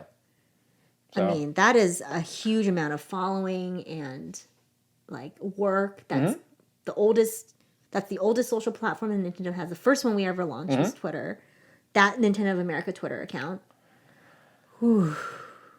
Wow, I'm glad I'm not there. I've just imagined the questions that the people on the team are getting. It's I really wouldn't want to be getting these questions. Oh my god, those questions and that hot emails. Yeah. And those hours of the NCL calls probably until not 10. Because they're impossible questions. It's they're just going to be so clueless in most cases. Yes. It's let me explain this to you like you're 5. But also you're 2. So good luck with that, everybody. Oh my god. Our next question. Get ready. Hey guys, I love listening to your podcast all the time. Thank you. My question is, and I should say, this is from Deco6226. My question is, unlike other companies like PlayStation and Xbox, I have never really seen Nintendo feature characters or options for the LGBTQ community. Until recently, such as the upcoming Story of Seasons, A Wonderful Life that has gay marriage. We should say a game not made or published by Nintendo. Right. Is Nintendo starting to become more open to this idea now in this day and age, or is it something that is still kind of kept cautionary about? Thanks again. I love watching you guys. Thanks for watching. This is a good question, especially after we talked about the Final Fantasy question. Yes. It's the representation of all communities and all people is really important. And I will say that at least Nintendo developers were always open to learn. Yes. That's something that I always appreciated. And again, back to the wonderful Nintendo localization team who always tried to get ahead of this type of education and trying to kind of bridge some of those cultural challenges with Japan. Like, I always appreciated that. And they always came to us too, because, you know, as the communications team, they really wanted to work closely with us to be able to, like, you know, kind of shape the narrative around these aspects of representation. So it was really nice to feel like when we were there, like we had kind of a seat at the table with this kind of discussion. So I always appreciated that. I think Nintendo's doing better. Like, you know, they've had like Fire Emblem games, for example, is another a good example of how far we've kind of come with these kinds of discussions. And I remember that first discussion we had around Fire Emblem games and how like kind of clueless people were about this kind of stuff. And now you think about where we are now with Fire Emblem games, you're like, all right, there's some progress, you know? Or even Animal Crossing games. So there are some steps, I think, in the right direction, but certainly so much more to go. Yeah. To get to a point where it, you know, is like people feel like they're represented. Yeah. And I mean, it's a fact that, you know, Japan is not as far along as the West on a lot of these topics. And, you know, they did have that good step of acknowledging same-sex marriage as a company before I think the country did. Yeah. Which was, that was a wow moment. I think, you know, one of the things, though, that I will say is like Nintendo never wants to be seen as a political company. Right. And I think on topics like this, they make the mistake of thinking it is a political topic when it's really more of a social and moral topic. Yeah, it's social and like human. Example. The Black Lives Matter. Back to Nintendo inspired. International Women's Day was something that we wanted to post about. This is a channel made for women. Oh my God, can we acknowledge International Women's Day on this channel? No, we can't. And we were told absolutely not because it was a highly political thing. Yeah, so I fought that battle. I lost. And we made such great reports on what is International Women's Day, how is it not political at all? Yeah, how other brands show up for this this like key moment of just conversation and awareness. Right. And it was rock solid strategy. This was a great presentation. Yeah. And I sat in that room and it was a no. And it was a no. And nobody really wanted to like fight for it. Yeah. It's like at some point it's like, well, there's only so much we can do. I can only fight this war so far before I get stopped. And you know? These things sometimes get, you know, moved up to different people who are higher up, and they talk to their counterparts, and sometimes you can change somebody's mind. Nobody really wanted to do that. No one wanted to do that. So it was like, well. So, we won't be acknowledging women on the channel for women. We won't, exactly. You are too political. I am too political. You are too political, and you need to stop it. You need to stop it. I'm an anarchist. As a woman. So you get a hot woman. Yeah. And you have her hold a switch. Yeah. So that perspective, I was like, I don't think you're completely viewing this. Yeah. There was a Black Lives Matter thing that also was quite the challenge, because it was very similar to an idea of it being very tied to something political. Right. And then also, you know, the way that like the company makes decisions is like everybody has a chance to chime in, and all it takes is one person saying like, I don't feel comfortable with it, and then the whole thing falls apart. Yeah. Yeah. And it's like, it is very much a approved by committee kind of company. Yeah. So yeah, it's like it's very tenuous, you know, how those things break down. Right. Frulio changed your name back. Good job. A less heavy topic for us. When you were with Nintendo, how often were you stuck in unnecessarily long meetings, and what were your favorite things to do to pass the time? The answer is daily. Sometimes multiple times daily. Oh my gosh, so many unnecessarily long meetings. Well, I know what I would like to do. I know what you would like to do. I would like to IM you jokes to make you laugh in the meeting. You would do that to me all the time, and I would literally hide behind my computer because I'd be laughing in this big meeting with all of these important executives. Or I'll try to like hide behind my hair. I wouldn't do it in those meetings. I was like laughing, trying not to laugh. These were the meetings where we didn't really need to be there. No, but it was still pretty. There was a meeting where it was decreed nobody could bring a computer. It was like, you need to just sit in your filth in this meeting and just write it out. Because like we have a lot to do. Like people were multitasking. It's like, yes, I'm paying attention to this meeting, but I'm working on it. Unless you're asking me a question, I can do both. I can pay attention. Yeah. And it was like, this is a problem. You all are checked out. Do not bring a laptop to this meeting. That was horrible. It's like, what? That lasted about like a month though, and then people revolted. Remember? Well, then the pandemic happened. It's like, well, we're all on a computer now, aren't we? Oh, was it that close to the Who's pandemic? the joke on now? Yeah. I thought we all revolted before then. Someone was like, forget this. I'm bringing my laptop. I don't care what they say. I'm busy today. Right. But that really became a bummer in my job in particular, because basically my day was like, completely full. all you're doing is meetings. Yeah. You had 8 hours. And most of them, like, I was not the focus. But it was like, there's just enough of a chance that someone could ask you a question that you need to be ready for that you can't completely check out. Yeah. So it's like, it's like I feel like I'm wasting time waiting for this question, which might never come. Yeah, exactly. I'm just on like low level alert. Otherwise, I could be very productive doing something else, and frankly, something more important. More important, yeah, exactly. There was a lot of that. It was a very meeting heavy. Yes. And there's a lot of mandatory meetings where there was so many people invited to, and you're like, why? We had 2 mandatory meetings on the marketing side, one on Mondays and one on Fridays. There were, towards the end of my time there, upwards of 100 plus people were invited to those meetings. The Friday meeting... I stopped going to the Friday meeting. So the person who was in charge of those meetings made this big statement of like, if you don't think this meeting's worth your time, don't come. Nobody's holding you hostage. Then I was like, great, I'm not going to come. And then all these people stopped going. And then immediately, like a week later... Like all the bosses got this email like, where's everybody at this meeting? Yeah. Then we got in trouble for not showing up. This is mutiny. We're like, well, you told us not to come. Yeah. So if we're not getting a lot out of it, then don't come. So that's what I did. The Monday meeting was worse though, because it was like 9 a.m. on a Monday. It was the first thing. And it was just someone lecturing me about weekend sales for like 30 minutes. Here's the thing you need to panic about now. Exactly. It's like the pre-orders for every single thing. Like down, up, down. Yeah. Let me talk about the sale through numbers, and you just... I cannot. Like, no matter how many cups of coffee I've had. And sometimes you're also in a meeting with Japan that goes late into your evening. Oh, yeah. And it's like, we need to wrap this up. Sometimes the lights will turn off in the office. I haven't had dinner. I'm starving. Yeah. And then it was the air conditioner has turned off. The lights have turned off. The janitor walks in. No, the worst is like, okay, we've completed everything we have to talk about. This is the worst. There's like 3 seconds of silence. It's like, are we going to say bye or what are you going to do? It's like, I have one more thing I would like to add. Like, and you're just screaming inside, no! And then you never give them that opening. No. Bye. See you bye. Bye. Hit the button. Hit the button. Jeez. Yeah. Oh, that was the worst. I'm so glad I don't have to do that anymore. Now we just meet with each other. Yeah. And I hit the button all You hit the button. I'm gonna see ya. You're the fastest person to hit the button. I have the reputation to be the fastest hanger-upper on our team, and I'm quite proud of that. It's true. Speedy hands. Next question is from Gartooth.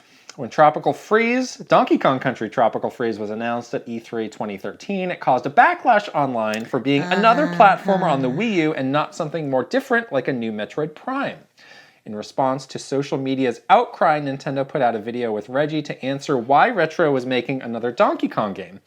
My question to both of you was, do you remember this moment, and if so, what are your thoughts on it? As a Donkey Kong fan who was excited for Tropical Freeze, I remember being really disappointed about the backlash. Did it have anything to do with why there hasn't been another DK game in the years since?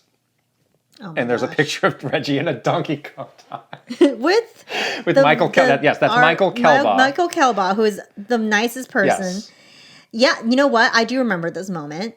And the E3 is such an interesting time for social because it's always been like the mentality at E3, which I actually think this is the right mentality, which is like E3 during E3 on social is the time where if there is some sort of like negative backlash or some sort of like question you need to answer because people are confused, you can easily put something out on social. Course correction. We called it, yes. So there's these war rooms, okay, that you're still traumatized by. Don't go in the war room. But you have to go in the war room to give the daily update. Then you leave. But then, so this particular incident was like, everyone saw the outcry, that you were in the war room. It was what are we going to do? What are we going to do? And this was the solution. Is like, you can quickly do something I think it's a good solution, too. On social. Honestly. And it was a very good solution. And like, the cool thing, too, in this era of Wii U, is that all of the execs and all of the developers were they would jump on a dime's notice to be in a video. Yeah. Like, that's why it was so easy to get Reggie to do this. And this was booked on their schedules, too. Yeah. So like social media video time. Right. Yeah. Right. In case something goes wrong. Yeah. This is where we're going to do this. In case of emergency. Which was a smart thing to do, too. Yeah. So we had it all, like, ready just in case we needed to deploy, which I always thought was really smart as well. And the great thing, again, was that everybody's was on the level on this. Like, yes, I know that if something happens, I'm on point to do this. Right. Like, I can't back out of it. So, yeah. So, and I think it worked. And it was. I mean, maybe people were still mad, but at least you had some acknowledgement and explanation from the horse's mouth, you know? I mean, I want both things. Like, I want them to make another Metroid Prime game, which they're doing now. But these Donkey Kong games are so good. I love Tropical Freeze. It's hard to be mad at those, honestly. I know. I want another Donkey Kong game. Really bad. Yeah, I wouldn't be mad if they made another one, honestly. I really want one made for Switch. And I mean, it seems like other developers are not banging down the door to do this. So, I mean, I understand why people are disappointed if Metroid's your series. Yeah. But at the same time, like, those games are great. They sold really well. I want both. I don't know. I know. That's my reaction too. I want both. I don't know there's a solution. Yeah. I like both for different reasons. Right. Kevin Delane is next. Actually, our next two questions are about the same topic. Oh, cool. Hi guys, I wanted to submit a question. Do you think Nintendo is done making mini consoles such as NES and SNES Mini? Thank you. Well, are they? I don't think so. Really? Where's the mini I think they might be. N64? So I think one of the reasons... Tiny GameCube? How cute. I think they want... I think the price is an issue, where these things need to be pretty basic and bare bones to hit that, like make a profit impulse kind of thing? buy gift kind of thing. Stocking stuffer? Where with, newer consoles, and I think, new... I think the N64 could be a complicated, like, especially with a controller. It could start to get complicated enough where the price is getting up there. I think people want it, though. I think people absolutely want it. I think they would pay a bit more for something like that. And I think also now we're getting into a weird place where it's like, how does this interfere with the NSO? I was going to say, like, the NSO interference might be the bigger thing that causes them not to do this. Because then what's your motivation to get the NSO membership then? And... there's also some games that are on the Mini that are not on NSO. I know. Which is it's a little confusing. Lame. Yeah. So that's confusing. I do think we're probably done, at least for now. I really like I think it's a shame because those... When I first heard about this, I was like, this is junk. Because you would see those, like, in Target, it's like, it's like a little arcade thing. 19 Sonic games or 19 Pac-Man games on this junk. I was like, who would want this? It's such high quality, and it's so cool. Yeah, I was absolutely. But then they sold out so fast too. Well, that's our next question. Oh, okay. That was really unfortunate. The one that gets talked about a lot is the game as a Game Boy Mini, which again I think would be a cool idea. You can't mini that anymore, can you? I mean, you could just do like a retro Game Boy that has like. See, I'm not as interested in that. Really? I would prefer an N64 Mini and a GameCube Mini. See, I think GameCube Mini will never happen, or not until like 20 years from now. Because that would be... That's pretty new, huh? A lot. You need storage. You need processing. It was so cute. It'd be cute. A teeny little handle in a little box. Yeah. You guys, tiny little... Retro TV has part 2 to this question. I remember when the NES Mini came out, you guys did a Nintendo Minute on it, but when SNES Mini came out, you did not. Yes. Was there a conscious decision not to do a Nintendo Minute on the SNES Mini? If so, did it have anything to do with the initial scarcity of the NES Mini and the frustration many experienced when trying to find an NES Mini in stores or online? You are absolutely right. 100% true. Yes. Yeah, we had a lot of issues with doing Nintendo Minute videos either on like these kinds of limited run hardware things like special editions. But any like sort of unboxing we do on like the Xenoblade special edition, like it would sell out so fast. It was sold out, so there was no point. There was no point, which is super unfortunate because we'd love to do those, but yeah, we absolutely could not. I know that was like really unfortunate how they made this, it was like a big deal, but then like no one got one. So, yeah. Because it was like people were that was one of the worst backlashes I remember. Yeah, that was bad. For the NES Mini. And I think, frankly, something where the company just wasn't prepared for the demand. Yeah. I mean, they probably should have been. Especially because the NES one sold so well. Yeah, and it was like, why would you not know this? It was like, well, here we go again. So we're not going to promote this product that nobody can get, so they give them a reason to be mad. So that's why we didn't do it. Yeah, exactly. Link is next. Whenever you type Pokemon in an email or official communication, did you always have to use the E with the accent? Was it ever an inconvenience? Oh, you said your yes. You have to use it. I didn't do this. I never did this. I was scared they were going to get mad at me. I always Googled Beyonce and copied the E from the Beyonce. I was like, this is where I draw the line. I'm not doing this silly accent. Oh, I had to do it. I was too scared. That's our second Beyonce reference today. Yeah, no, that's what I usually did. This episode. I was like, Beyonce has the accent, and so does Pokemon. So if I Google Beyonce, I can copy and paste the E. There's also a shortcut on a normal keyboard. Yeah, it's like 19 keys. I'm not doing that. Control 140 or something like that. I'm not doing it. I don't think it works on a Mac. Nobody said a word. It didn't matter.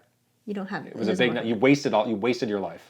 I think the reason why I did the tilde or whatever it's called, not tilde, with the accent on the E, is the reason why we were able to make curry. Because that document was perfect. You're wrong. Perfect.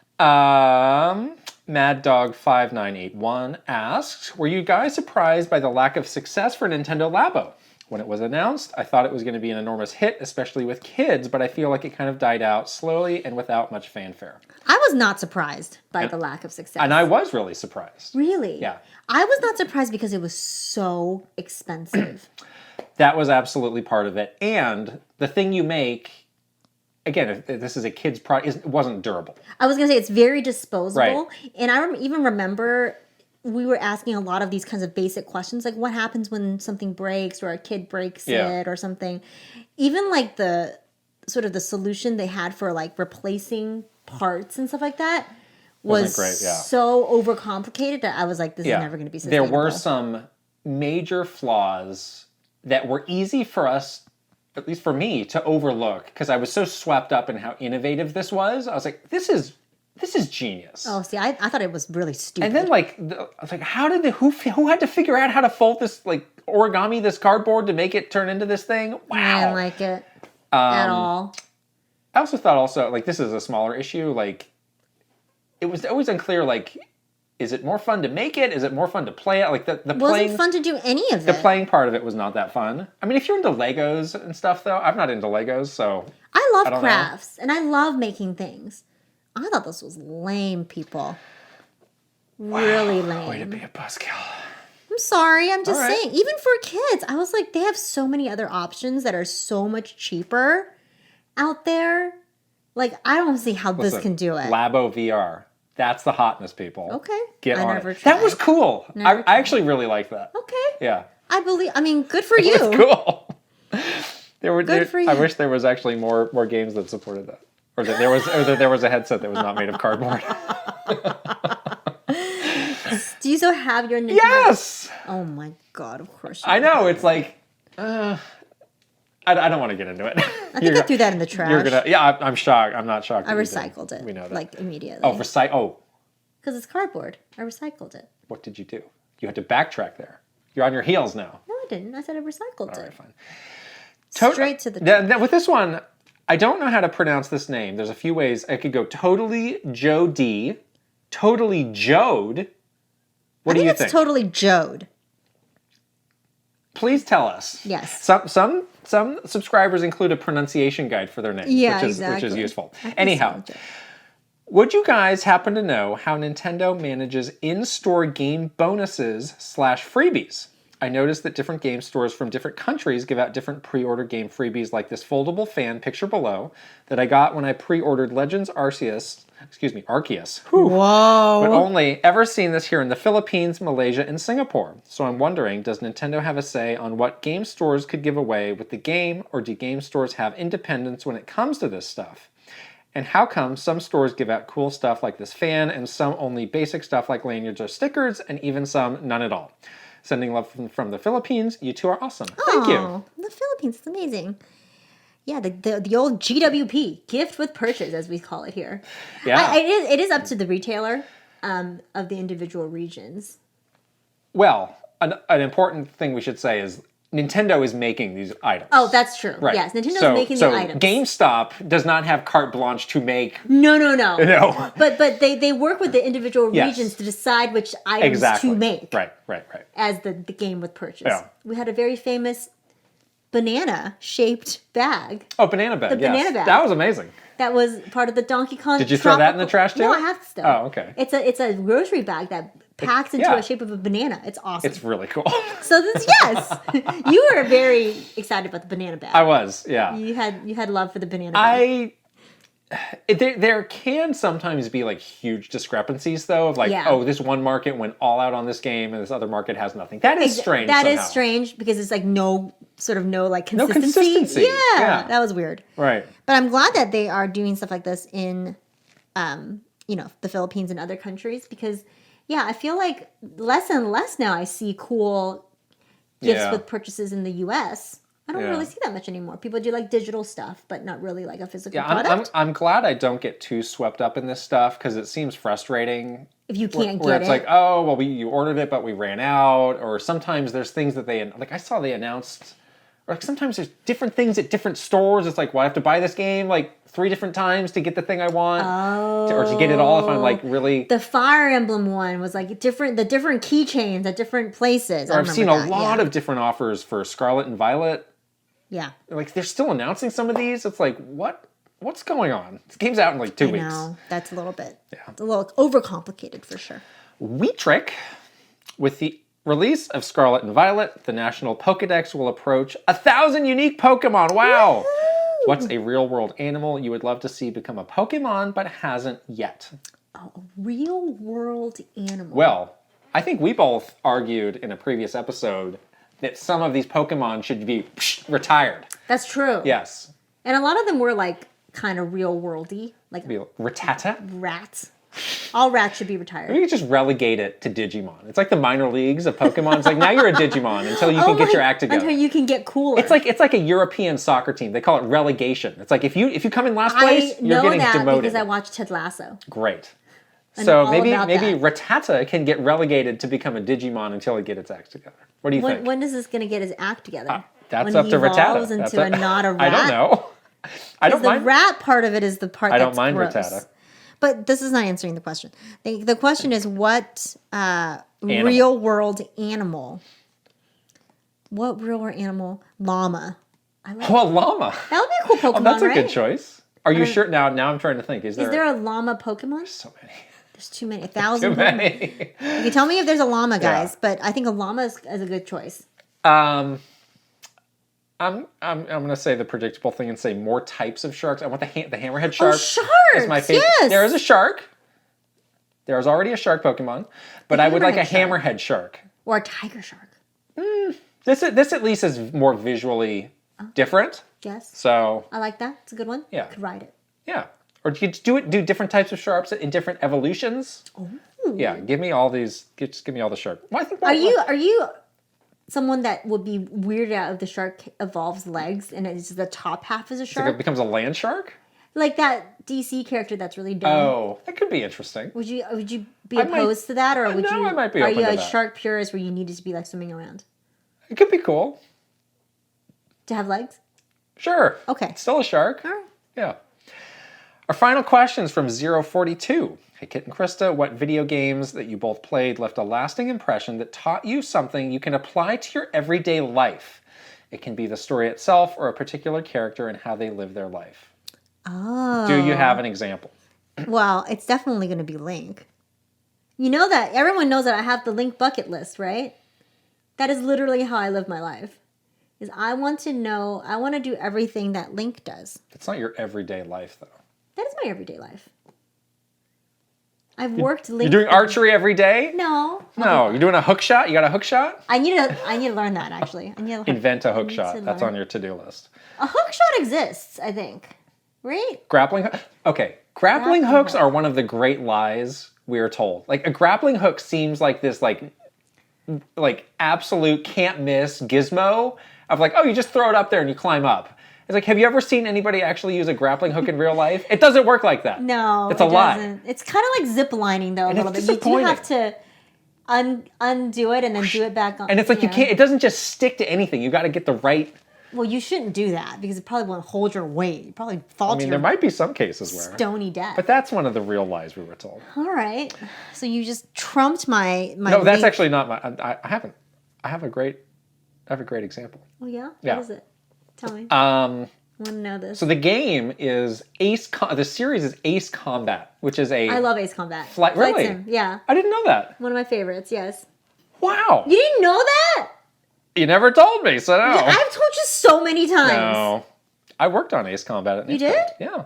I didn't know that. Now we know nothing about each other. That's what who are you we've again? decided. Anyhow, I don't love the act of flying. And before I played Ace Combat, I would sometimes actually be quite a fearful flyer. Oh, you're not a fearful flyer anymore. Of like, one thing that always weirded me out was like, okay, when you're a plane, the plane turns and it banks like really hard. It's like basically sideways. I was like, why does this plane need to be sideways? Right. I'm freaked out. I'm not gonna like fall out. I'm like, whoa, I'm just gonna fall out of this airplane. Okay. Playing this game, I was like, I could actually see how a plane operates and like why it needs to do that to turn. Okay. So I understand the function of Like an the airplane physics. more. Right. Yeah. Like what can and can't a plane do? Why does it need to operate a certain way? So it actually helped me feel more comfortable flying. Flight Sim is good too for that. Oh, that would be another one. Right. You can even do real life like takeoffs and landings from SFO. Yeah. So that it really makes you feel better about like how a plane takes off and lands in your home airport. I still think flying is a somewhat a natural thing to do when you think about it, but I don't get as... Giant tin can in the sky? I don't get as freaked out about it. You don't seem scared at all on an airplane now? Yeah.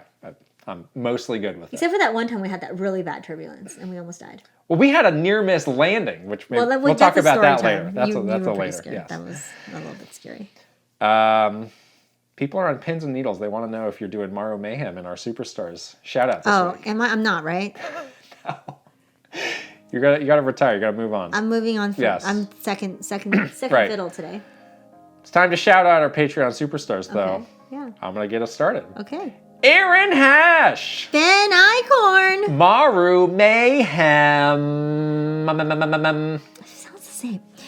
Eigenverse, Jordan Collett, KissMyFlapjack, Mike Chin, Mr. Rogers, Paul Gale Network, RainTech, Roy Eschke, Simon Barrera, Switching It Up _ Sephazon, TheSharkAmongMen, vgmlife, Link, the hero of wins, Angela Bycroft and her pig Molly, and TurboChargeNerd. Whoop, whoop. I sound the same. People wanted us to change also, so you would do Switching It Up _ I think we switched up the list, actually, is what happened. Switched up, then I got the same people that I've always get, except for MaruMayhem. Well, you said it. Got you to say it. Great. Okay. One Up We are Club. moving up to our One Up I'm going to start that off, too. We're keeping you on your toes. Services. Go. Hey, Ron Burgundy.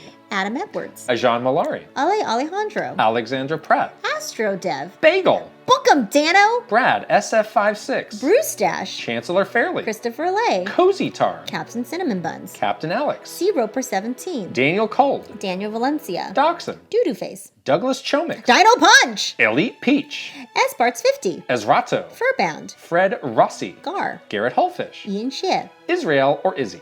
Jay Rando. Jabroni Jones. Jackie Z. JK99. JBJ. Jeff Yoakum. Jeffrey Hernandez.